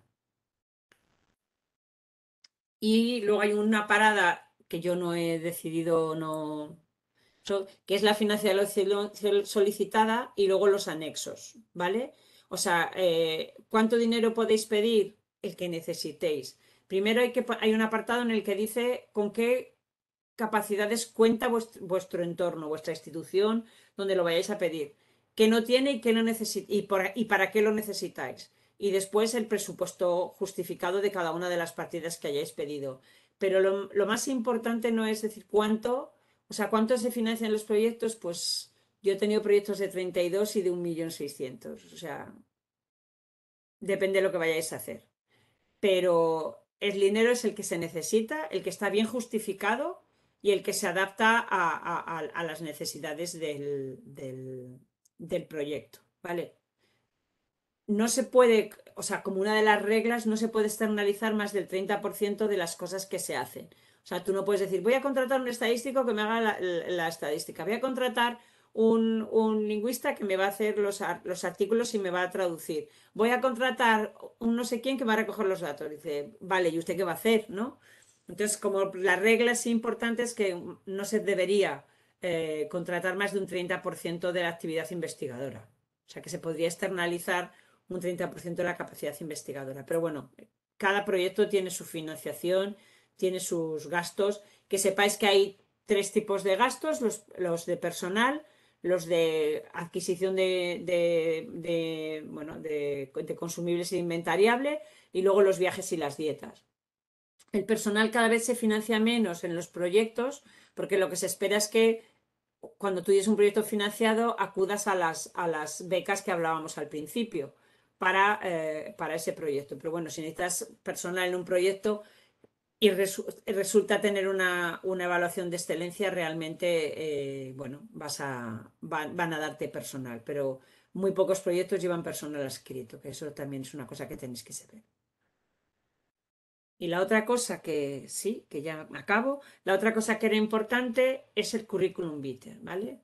Entonces el currículum vitae se tiene que hacer a través de la FECID, que es la que tiene el currículum vitae normalizado. Entráis en la página, os dais de alta y tenéis el currículum vitae si no lo habéis hecho. Y yo sí que quiero resaltar una cosa a esto, que esto, sí, ¿ves en mi ordenador? ¿Se ve más grande, David? Y se ve más grande Vale, ahora. Perfecto. vale. Entonces, cada una de las secciones que tiene vuestro currículum, ¿vale? Tiene que estar completada. Y cada sección tiene unos datos. Pero hay secciones como esta que está aquí, que es la que os he puesto, ¿vale? Que tiene producción científica, trabajos presentados en jornada, foros y comités, evaluación, ayudas y becas obtenidas, otros modos de colaboración, sociedades científicas y asociaciones profesionales, otras distinciones, carreras profesionales o empresariales, periodos de actividad investigadora, acreditación y reconocimientos, resumen de otros méritos. O sea, es muy tedioso, pero en todos los sitios vais a encontrar que hay cosas para rellenar y tenéis que intentar abrir la primera, ver si hay alguna más, abrir la segunda, ver si hay alguna más, ir viendo lo que hay, porque a veces cuando tú le das al más, te aparece bastantes secciones, ¿no?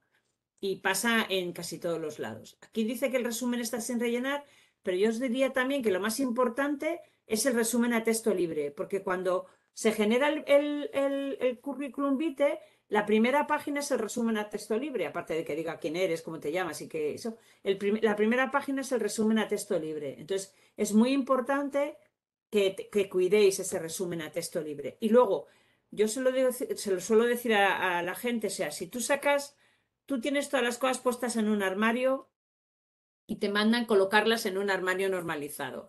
No puede ser que porque no haya un cajón que diga blanco grisáceo, lo que sea blanco grisáceo lo tiras. Pues no, o lo metes donde el blanco o lo metes donde el gris. Pero ninguno de los méritos, ninguna de las cosas que habéis hecho se deberían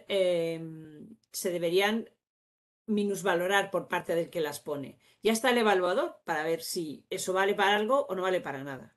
¿Vale? Entonces esto es muy importante, eso, que hagáis el currículum y que miréis bien todas las pestañas, porque la gente como que se queda aquí en lo superficial y luego no va mirando que hay pues resumen de otros méritos. Y en el resumen de otros méritos, chico, pues lo que tú quieras poner, ¿vale? O sea, que no tiréis nada de lo que hayáis hecho, ¿vale? Y esto es lo que dice o sea, porque ese es el currículum vitae normalizado general, pero lo que pide las convocatorias del FIS es el currículum vitae abreviado. Y entonces el currículum vitae abreviado os dice cómo se genera, es un máximo de 8 páginas y cómo se genera. O sea, que cojas ¿os acordáis que hemos dicho que hay aquí? Perdón, no sé cómo ir. Pochín. A ver, Maite, Pedras. Vale. ¿Veis que hay aquí 1, 2, 3, 4, 5, 6, 7 y 8? Pues cuando vais aquí está el 1, del 2, del 3, del 4 no pide nada, del 5, del 6 y del 8. ¿Vale? O sea que lo que está en el 7 y lo que está en el 4, pues ya se ve que no se descarga aquí. ¿Vale? Como veis aquí, el número corresponde a cada pestaña de las que yo os he enseñado antes. Entonces es importante pues, que pongáis los 5 últimos años, aunque en el currículum vitae tengáis más años. Si habéis tenido bajas laborales, si habéis tenido niños y bajas maternales, o si habéis estado fuera por excedencias, bueno, os referiríais a esta excepción y podríais poner los 5 años, no los últimos años, sino los últimos 5 años trabajados o investigados o que has estado en activo, ¿vale? Y eso es muy importante. Ay, hacer lo que se han. A ver, dos resúmenes para sí, para todo lo que yo os he dicho y lo sé qué. O sea, ¿con qué os tendréis que quedar de todo el rollo que yo os he soltado? Que hay financiación, pero hay que buscarla y hay que estar muy atentos, ¿vale? Porque la Acción Estratégica de Salud sale todos los años, el Plan Nacional sale todos los años y las comunidades autónomas tienen financiación también y hay que estar muy atentos, ¿vale? Que hay que estar al día, pero hay que ir pensando con antelación. Tener en cuenta que todo el dinero que pidamos en el año, a lo largo del año 23, lo vamos a tener disponible en el año 24, pero si no hemos pedido nada en el año 22, en el año 23 no vamos a tener nada. Entonces, como que hay que pedir como casi con 2 años de antelación, ¿vale? Hay que tener ideas, eso, hay que ser muy previsor, ¿vale? Que se financia más lo que es multidisciplinar, interdisciplinar y multicéntrico coordinado, ¿vale? Que es como los proyectos que se miran desde diferentes aristas. Que las estructuras de investigación son importantes, que dan estabilidad, sostenibilidad y progresión en el ámbito de un área o de un grupo, ¿vale? Y luego, esta la dejo para el final, que siempre hay que tener el CVN y el CVA actualizados, siempre, porque se sale una convocatoria y dedícale el tiempo a hacer el proyecto, pero que no le tengas que dedicar el tiempo a actualizar tu currículum vitae porque, bueno, pues porque se pierde mucho tiempo. Entonces es preferible cuando uno tiene periodos de interproyectos poderlo hacer. Y luego, para mí, y esto solamente es mi truco, mi mejor informador es Investiga de la Junta de Andalucía, que tiene un boletín al que os podéis apuntar, que sale todas las semanas el viernes a las 12 de forma súper puntual. Y yo la mayoría de las cosas, o sea, si no están en ese boletín, es que no existen. Yo por lo menos casi nunca les he pillado, vamos, casi nunca, no recuerdo haber pillado, pues mira, esta convocatoria que a mí me interesaba tanto, no la han publicado ellos. Y cuando salen convocatorias que no les da tiempo a llegar al viernes siguiente porque creen que la tienen que publicar antes, mandan boletines extraordinarios. Entonces yo os he puesto aquí un enlace, que supongo que funcionará, espero que funcione. Y sale algo como, perdón, ¿eh? Sale algo como investiga, tardará un poquito, perdonar. Vale, sale algo como esto, que es la suscripción al boletín. Os suscribís, os he puesto el enlace directo a la suscripción, os suscribís y ya está. No me pagan, ¿eh? De hecho ni les conozco, pero me parece a mí que son, bueno, que es lo que yo creo que es más importante para, para, para esto. Y ahora tengo que saber cómo me voy, si cierro aquí. Esto no, aquí tampoco, estoy aquí. ¿Vale? Y tener siempre el currículum actualizado. Eso sería como lo más importante. Y ya mi última recomendación, pues es eso, lo que se aprende leyendo. Os lo juro que, que ya nos ha pasado más de una vez, de preparar una beca y justo cuando la vas a entregar no te has leído la última condición que dice que la puedes pedir solo sí y el solo sí no lo cumples, te has tirado un mes haciendo, que se aprende mucho leyendo, eso lo dice mi madre siempre y es una cosa que en mi unidad de vez en cuando decimos, cuando nos hemos equivocado, me cago en la mar otra vez, lo que se aprende leyendo, ¿no? O sea, que por favor que os lo leáis, que os leáis las preguntas frecuentes, que os leáis, que lo leáis y que si no lo leéis, que preguntéis mucho, porque realmente si no, pues eso es una pérdida de tiempo para todos y sobre todo para vosotros, que cuando lo vayáis a presentar, pues quedáis exentos. O sea, yo os puedo decir que conozco gente que se ha presentado hasta 7 exámenes de una oposición y no cumplía las normas, no cumplía los criterios y después de pasar los 7 exámenes y haber aprobado, pues no ha podido coger la plaza porque no cumplía el criterio básico que le pedían cuando se presentaba a las oposiciones, ¿no? Entonces, bueno, que leer mejora mucho la salud de todos, ¿vale? Y ya está, que estoy disponible para vuestras preguntas, que yo creo que he estado casi 1 hora y un poco y 20, pero que por lo Sí. menos sea 40 minutos para que podáis presentar lo que queráis, ¿vale? Y si queréis, Muchísimas gracias dejo de por compartir compartir. Sí, y perfecto. así, a ver, Si estoy. alguien quiere hacer alguna pregunta, por favor, que levante la mano. que Vale, escriba por el cambio chat, de pero sería fondo, interesante compartir. que pudiéramos aprovechar y hacerle las preguntas que queramos Ya. a Maite. ¿Sí? ¿Alguien? ¿Alguien quiere hacer la primera pregunta? ¿No?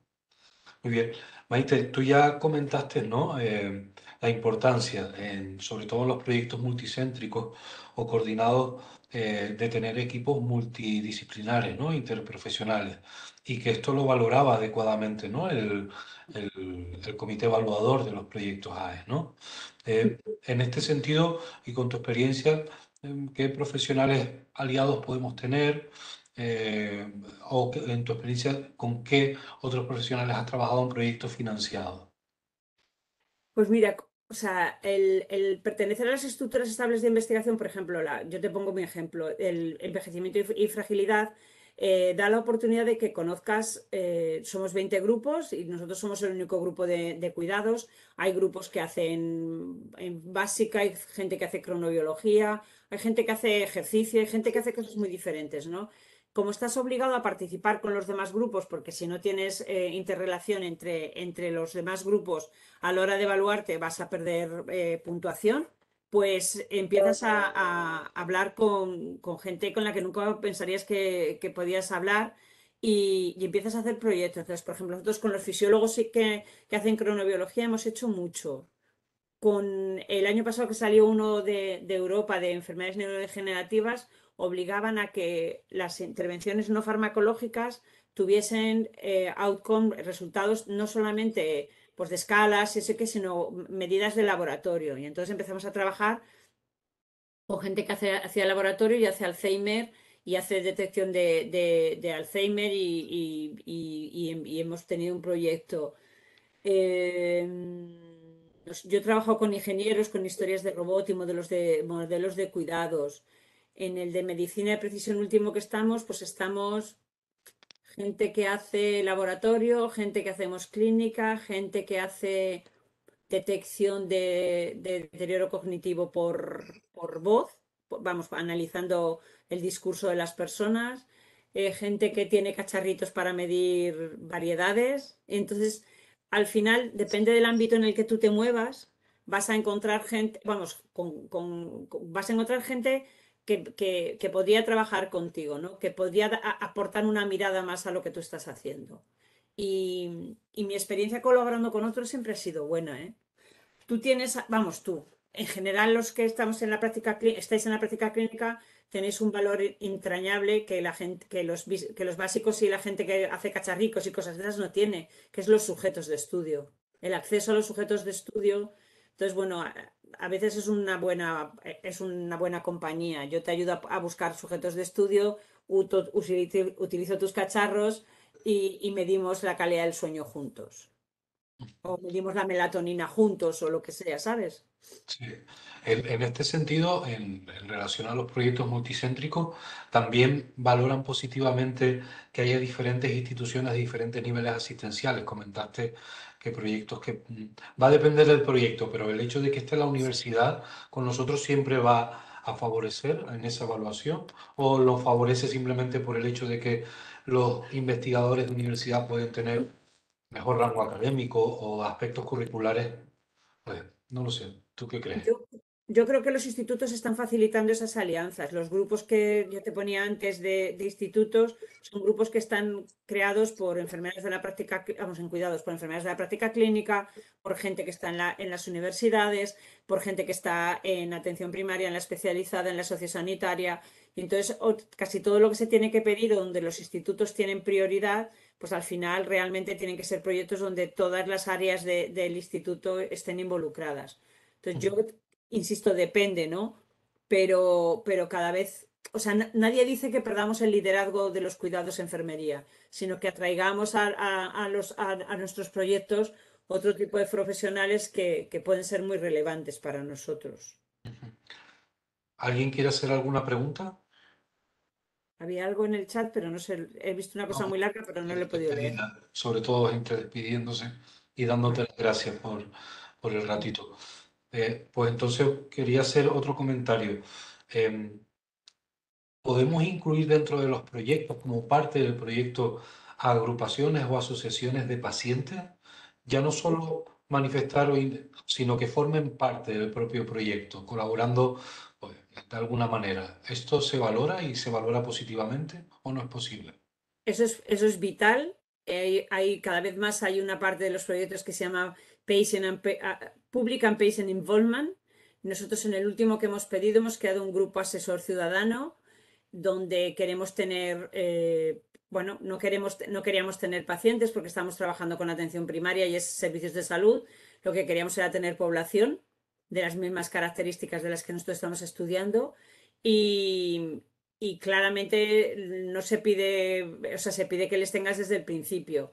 Es difícil, hay poca cultura dentro de España todavía y todo el mundo sabemos que hay que hacerlo y todo el mundo estamos intentando y cada uno está intentándolo como puede, pero realmente no solamente es que en algunos casos sea bueno, sino que en otros casos va a ser obligatorio que hagas, por ejemplo, en el proyecto europeo que te digo que pedimos nosotros de Alzheimer, había una página entera de Public and Patient Involvement. O sea que es vital.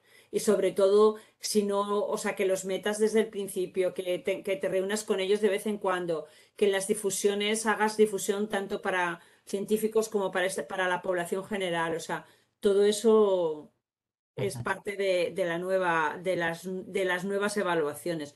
¿Cómo se está evaluando? ¿Cómo se está poniendo? Pues estamos muy en pañales, ¿no? Y todavía hay eso, pero vamos, claramente hay o sea, está que tengas en cuenta el género, si si el evento o lo que tú estás estudiando podría tener diferencias según el género, que tengas en cuenta a los pacientes y al público, que tengas en cuenta la gestión de datos y que sobre todo hagas ciencia abierta en la difusión de tanto de tus datos como de tus resultados. Muy bien, Eso es gracias. lo que se viene. Isabel tiene la mano levantada. Isabel, No se te oye, Isa. No tienes el micro no. abierto, cariño. No, Lo tienes abierto, pero no se te escucha, Isabel.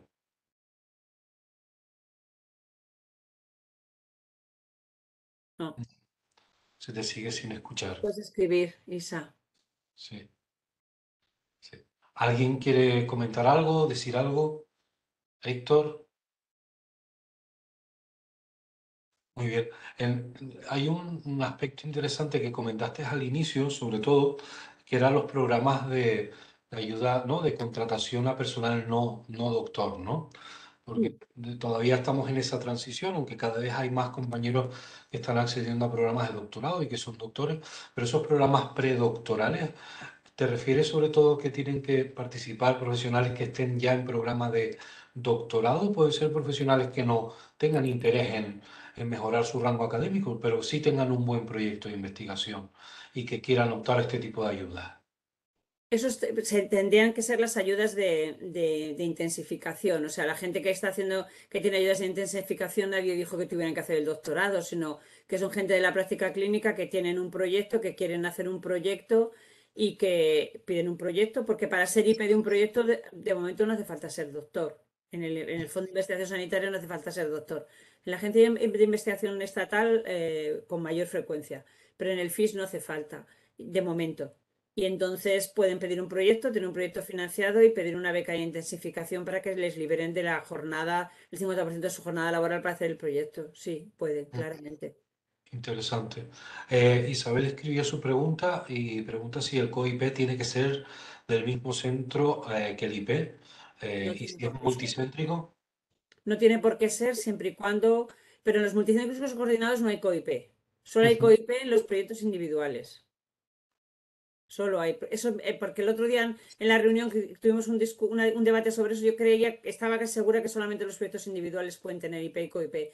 Los proyectos multicéntricos lo que tienen es un IP por cada centro y luego de todos ellos hay uno que actúa como coordinador, como Mm, responsable de todos, pero se siguen llamando IPs. Pero ujú. no, IPs solo pueden tener IPs los proyectos individuales. Muy bien, gracias. ¿Alguien más quiere hacer alguna pregunta? Vale, aquí dice Abel Feria, te leo. un proyecto rechazado en una convocatoria del FIS, una vez realizadas modificaciones, si es posible, ¿tiene posibilidades de ser aprobado en la siguiente? ¿Se tiene en Por cuenta supuesto. que ya ha sido presentado o es como Sí. si hubiese empezado desde cero? No, se tiene en cuenta y, bueno, cada vez más los servicios, bueno, las bases de datos permiten esas cosas. Pero además es bueno hacer referencia a qué se presentó, a qué te dijeron los evaluadores y qué has corregido en base a los evaluadores. Esto es como si tú mandas un artículo a publicar, hacen recomendaciones y lo mandas y lo vuelves a mandar sin, o sea, que esto hay quien lo hace, ¿eh? En los proyectos FIS yo lo he visto. Lo vuelvo a mandar al año siguiente a ver si cuela. Y dice, pues no va a colar, si no coló el año pasado, no va a colar este, ¿no? Entonces sí que está bien. Nosotros en un proyecto que tuvimos de sueño en pacientes hospitalizados, lo mandamos el primer año, habíamos puesto una parte que tenían toda la razón, ¿eh? Que es que era el que mucha barca poco aprieta, reescribimos y lo volvimos a mandar diciendo, pues tal y como decían los evaluadores, hemos corregido esto, esto, esto y esto. Y, y el segundo año nos lo dieron. Muy bien, muy interesante. Pilar Rollo pregunta, bueno, te da las gracias por todo lo impartido y te comenta, dentro de las nuevas evaluaciones que comentas, ¿sería conveniente aumentar el rol de enfermería en los cuidados para acercar el conocimiento científico a la población por medio de las asociaciones de vecinos? No sé si he entendido bien si la pregunta, y si no, Pilar, pues hablar, ¿eh? Si la pregunta es, o sea, cuando se habla de involucrar a los pacientes de la población, nosotros cuando hemos hablado de un movimiento cívico, pues un movimiento cívico vecinal, depende de cuál sea tu proyecto, ¿no? Qué es lo que quieras mejorar o qué es lo que quieras cambiar, pero, o sea, depende del área, suponte que quieres mejorar la obesidad en los niños y quieres, pues yo qué sé, conseguir que en los vecinos y en el área de vecindad, pues en vez de regalar siempre caramelos a los niños, pues aprendan, yo qué sé, manzanas. Tú puedes hacerlo. O sea, puedes involucrar en la medida que tú creas posible la participación de ciudadanos, bueno, por cualquier tipo. O sea, es más fácil siempre trabajar con ciudadanos asociados bien porque sean más asociaciones de pacientes, porque sean asociaciones vecinales, porque sean asociaciones cívicas. O sea, claramente es mucho mejor trabajar con pacientes asociados, pero yo creo que sí que se puede y que eres en esa línea en la que vamos, ¿eh? En la de involucrar a la población, porque a fin de cuentas es su dinero, ¿eh? El que nos estamos gastando. Perfecto, gracias. Otra pregunta por parte de Alicia Álvarez. Si tienes un currículum muy pobre, ¿crees que es más interesante mejorar el currículum y luego presentar tu propuesta? Pues depende. También puedes hacer esa parte de buscar un proyecto individual y buscar un COIP bueno y tener, o sea, tu currículum será más o menos no muy bueno, pero a lo largo de esos 3 años mejorará. Y lo que sí que tienes que hacer es buscar un COIP que sea bueno, que es en eso en lo que yo os comentaba antes. Claro que en muchos grupos, los jefes de grupo intentamos no ser IPs para poder ser COIPs o parte de los proyectos de gente más novel, que si bien ellos no tienen mucho currículum, siempre pueden, cuando pones la experiencia del equipo en esas 3 primeras páginas, tú hablas de la experiencia de todo el equipo. Y si tú no eres muy bueno, pero resaltas un poco lo que es tu grupo, pues claramente sí. Y luego hay veces que pensamos que tenemos currículum pobres porque somos incapaces de ver lo que hemos hecho. Porque yo sí que creo que está bien que nos sepamos vender y que decir, vale, o sea, de la clínica, de lo que pasa de los pacientes, de no sé qué, una persona que está en la práctica clínica es la que más sabe. ¿Sabes? Le faltará la metodología. Bueno, pues para eso meten en el grupo un buen epidemiólogo, un buen estadístico y un investigador potente en ese campo, ¿no? Vale, te entiendo. Eh, Héctor, que tiene la mano levantada.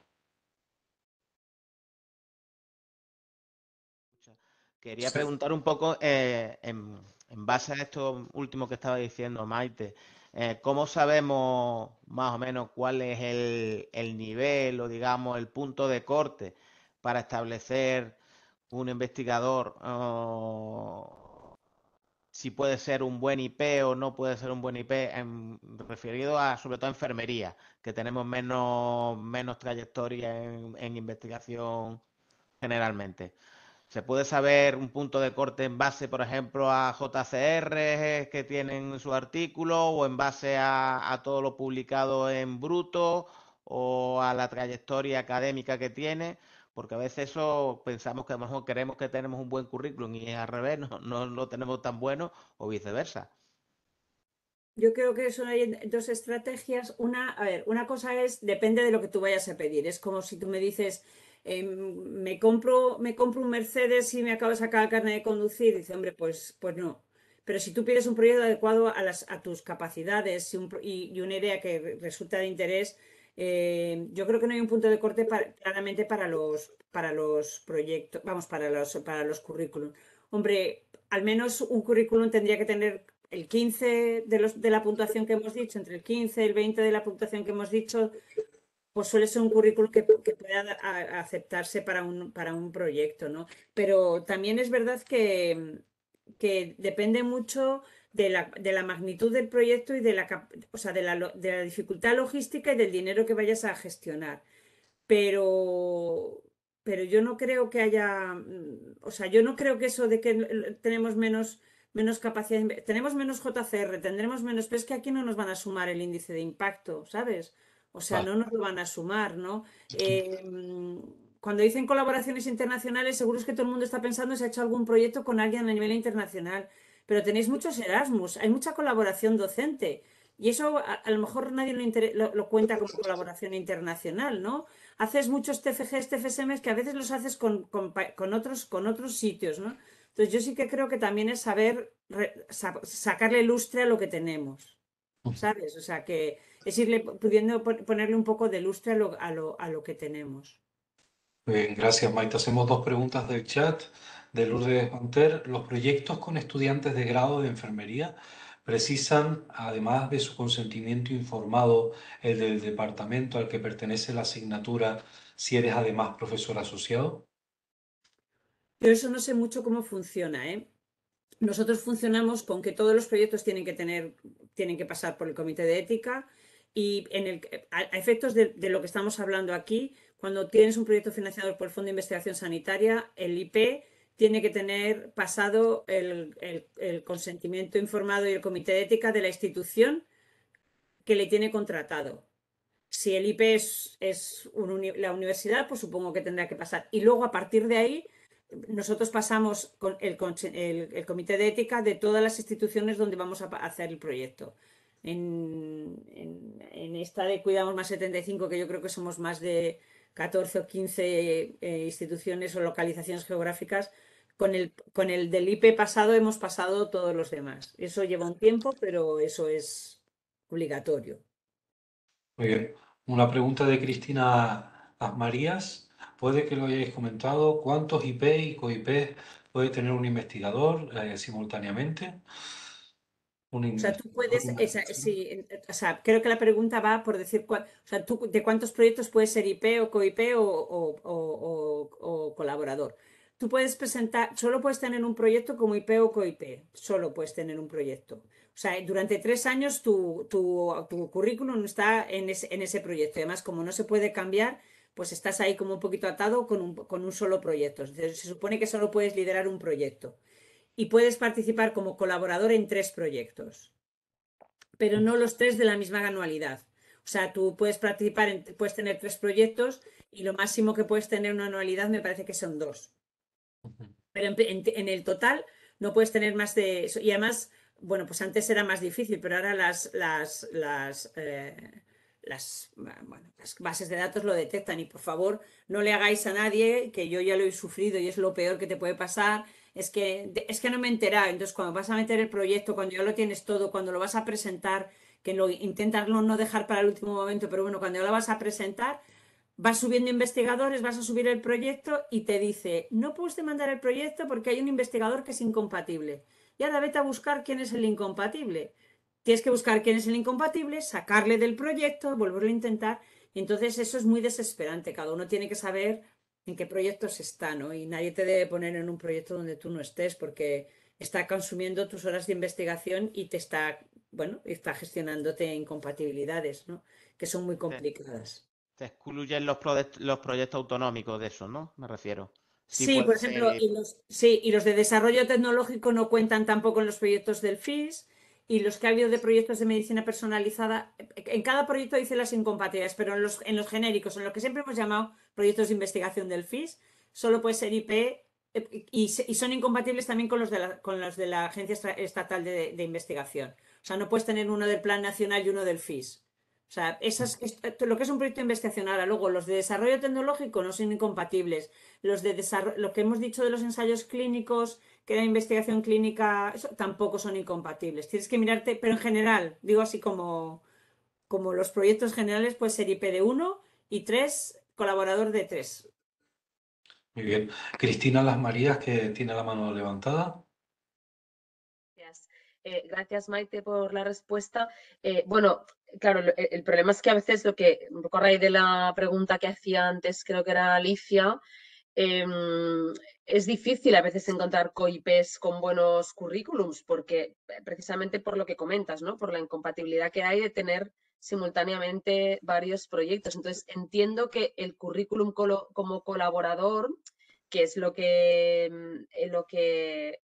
más compatible, ¿no? O sea, en lugar de tenerlo como IP, tener a alguien como colaborador, no tiene tanto peso como si ese currículum es de COIP, ¿no?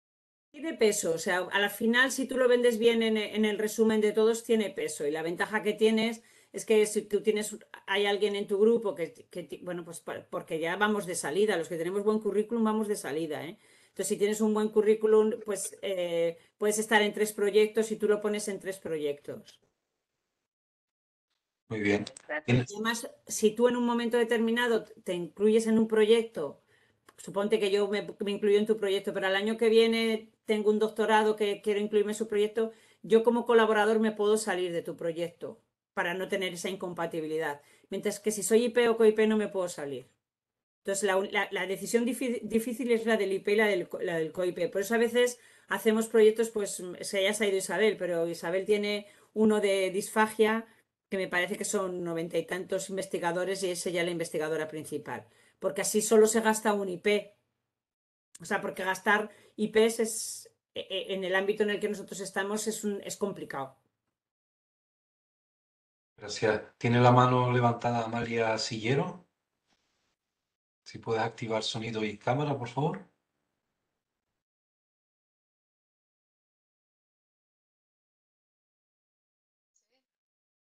No se te escucha, Amalia. Amalia, no.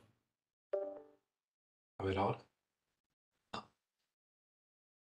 No se te escucha. Si quieres lo puedes escribir por el chat y lo leemos sin problema ninguno. ¿Alguien quiere comentar alguna cosa? Yo te quería preguntar sobre las estructuras y sobre la importancia que tiene pertenecer a una estructura de investigación cuando presentamos un proyecto. ¿Por qué? Porque ciertamente la realidad, por lo menos la realidad aquí en Canarias, es que al no tener institutos y fundación, pero no instituto, no tenemos grupos consolidados. Tenemos, pero muy poquitos, ¿no? Tenemos el grupo de Ruimán Brito, Carecán, de Claudio, que debe estar por aquí también, pero ciertamente no tenemos un poco esa historia aquí en Canarias, ¿no? Y hay muchos lobos solitarios. Para esos lobos solitarios que tienen contactos y que tienen redes en otros puntos y en otros hospitales, ¿de qué manera crees tú que podrían ser investigadores más potentes? ¿De qué manera podrían involucrarse o incluirse dentro de esos grupos de investigación consolidados? Ya te digo, ¿qué respuesta le podemos dar a estos compañeros que quieren, pero que tienen ciertas dificultades?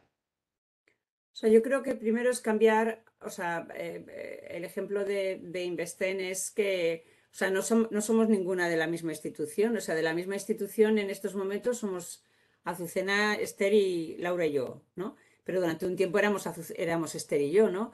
Entonces yo sí que creo que, no sé, alguien ha abierto un tablón de, ¿no? No sé. Sí, Amalia, abriste la pizarra. Vale, ya la cerré. Entonces, lo primero es la cultura de que un proyecto individual, ¿vale? Puede ser de investigadores que no estén en la misma situación, en el mismo centro. O sea, nadie dijo que todo el grupo investigador tuviera que ser canario. Nadie lo dijo. O O sea, nosotros Investec somos de muchos sitios diferentes y vamos todos en el mismo proyecto único, ¿sabes? O sea, los investigadores, un grupo de investigadores trabaja en la misma, pero hombre, en general, habitualmente se crean por entornos sociales y geográficos, pero no siempre, ¿no? Entonces, eso es lo primero, que para pedir un proyecto no hace falta ser del mismo sitio. Esto es una cosa que hay que tenerla muy clara. Y luego, lo segundo es que en las redes, en las records, aunque todavía no está muy claro cómo se puede incluir, ¿no? En las antiguas records se podía incluir gente nueva a trabajar con los grupos que ya existían, ¿no? Siempre y cuando la propuesta que hagan sea buena. Se pueden incluir o grupos o parejas o individuos, ¿vale? Y luego en los ciber hay una figura como de transición que hasta que tiene dos artículos y un proyecto con uno de los miembros de ese grupo del ciber, está como de adscrito. Y una vez que ya, no sé, o de colaborador, no sé cuál es la palabra, pero una vez que ya tienes un proyecto y dos artículos publicados con uno de los miembros, pasas a ser parte de ese grupo. Entonces, eh, entrar en las redes y entrar en los ciber no te da dinero. Eso es otra cosa que hay que saber, ¿no? O sea, porque el dinero no es, o sea, el dinero te lo dan los proyectos, ¿vale? Estar en las redes, estar en los ciber te da cierto dinero, pero en general lo que te da es estabilidad y sostenibilidad, ¿vale? Pero no te da mucho más dinero y te da que te evalúen mejor, ¿no?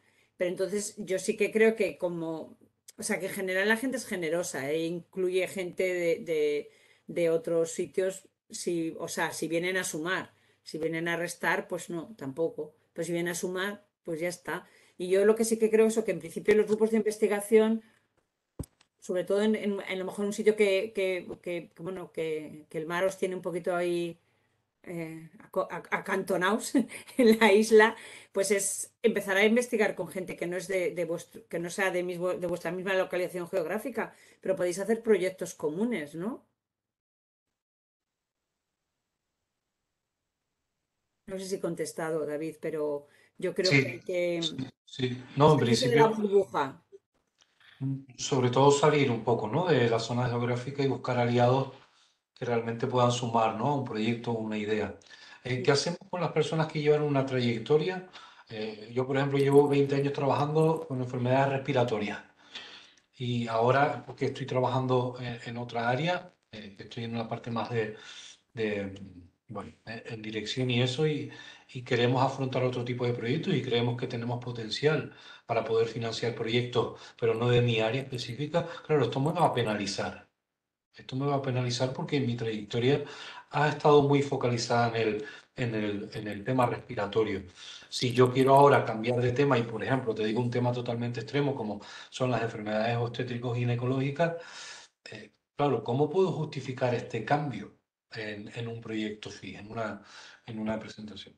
Yo creo que sí que se puede justificar porque, por eso, por lo que tú estás diciendo, porque has cambiado de tu profesión, porque no sé qué, pero las habilidades investigadoras y las habilidades de publicación no las has perdido, con lo cual es simplemente, claro, si todos empezáis a trabajar y nadie ha trabajado y todos venís de otro área, es muy difícil decir cuál es vuestra experiencia previa en el área obstétrica, pero si tú tienes gente que tiene experiencia en el área obstétrica y tú dices que vale, que tú no, de momento no vas a poner conocimiento en el área en el que vas a hacer el proyecto, pero sí que vas a poner o sea, cuál es el rol que tú vas a jugar ahí. Vas a jugar el rol de un investigador senior que tiene publicaciones, que no sé qué.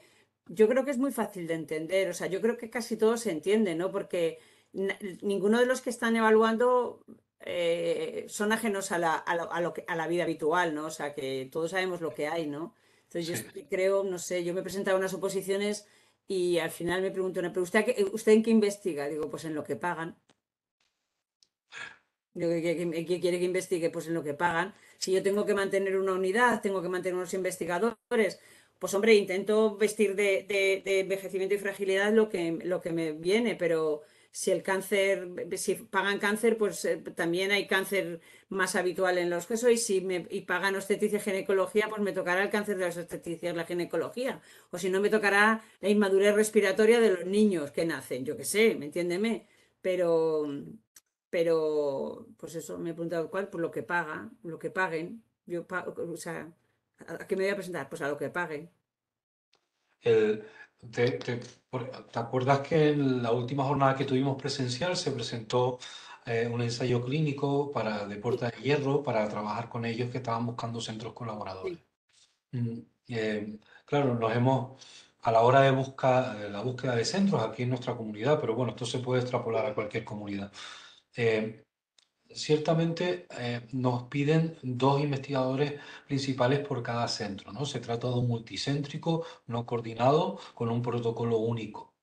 A la hora de una situación bueno, que sucedió hoy fue que ¿qué debemos de primar realmente cuando es un multicéntrico tan grande?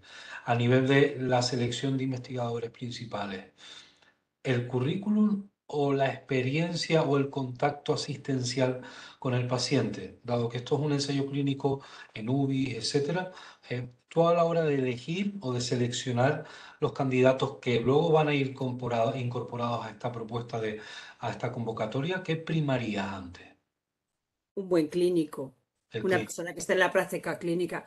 Claro, y además lo explicaría bien, o sea, porque a fin de cuentas tú tienes un multicéntrico que es protocolo único y lo único que, vamos, y lo único, que ya es bastante. Pero los centros que vais a participar en el multicéntrico, a fin de cuentas vais a aportar muestra.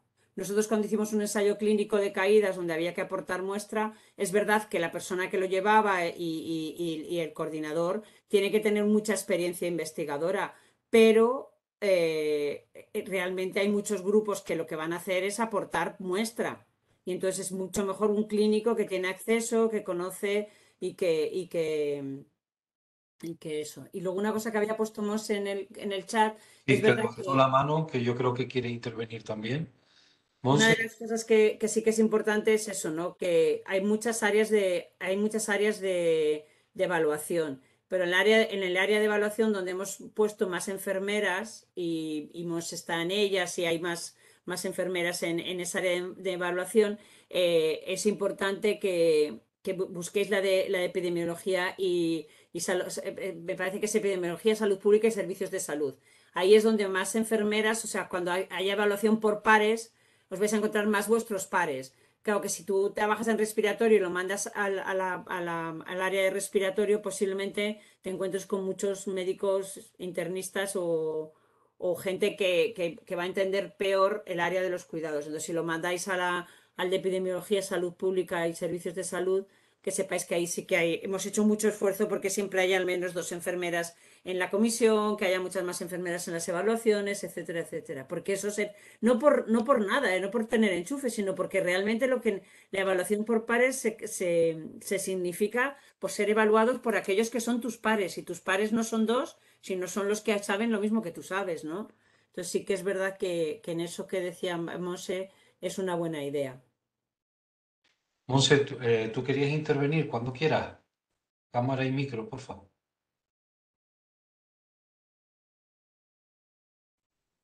No sé si ya has podido activar el audio. Bueno, no te preocupes. Bueno, ya son las 6 de la tarde, hora canaria, las 7 hora peninsular.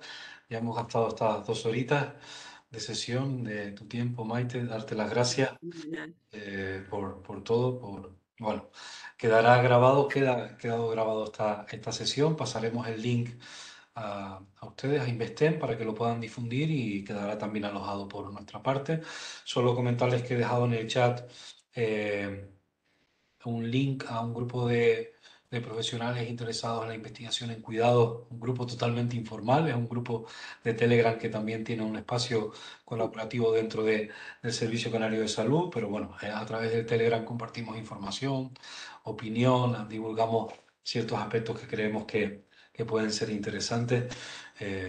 Y nada, que todo el que quiera se puede unir. Y nada, nada más, darle las gracias a todos. Al final, pues nos conectamos un máximo de 64, nos bajamos de 56 durante la sesión. Ahora, lógicamente, hemos bajado bastante, que la gente se ha marchado, pero nada, darle las gracias a todos. Yo creo que es una iniciativa, Maite, que podemos repetir, no solo desde aquí, desde Canarias, sino probablemente desde Investen, desde SECBE, yo creo que es una buena forma de divulgar y que nos viene muy bien estas sesiones informativas y divulgativas sobre aspectos que realmente, bueno, pues mucha gente, no muchísimos, pero sí algunos compañeros están interesados y que le ayudan a avanzar, ¿no? A quitar un poco el miedo y nada. Pues eso, pues El- muchísimas gracias. No Y sé que si... la información es poder y cuanta más información tengamos, más poder tenemos en Exacto. este ámbito. Con lo cual, yo sí creo que es importante dar a conocer todo. Para mí me parece que es vital y que es lo máximo, lo mínimo que deberíamos hacer entre nosotros es compartir lo que sabemos. Muy bien. Pues muchísimas gracias a todos y nada, terminamos. Adiós. Vale, muchas Leo, gracias Leo. a todos también. Ahí está.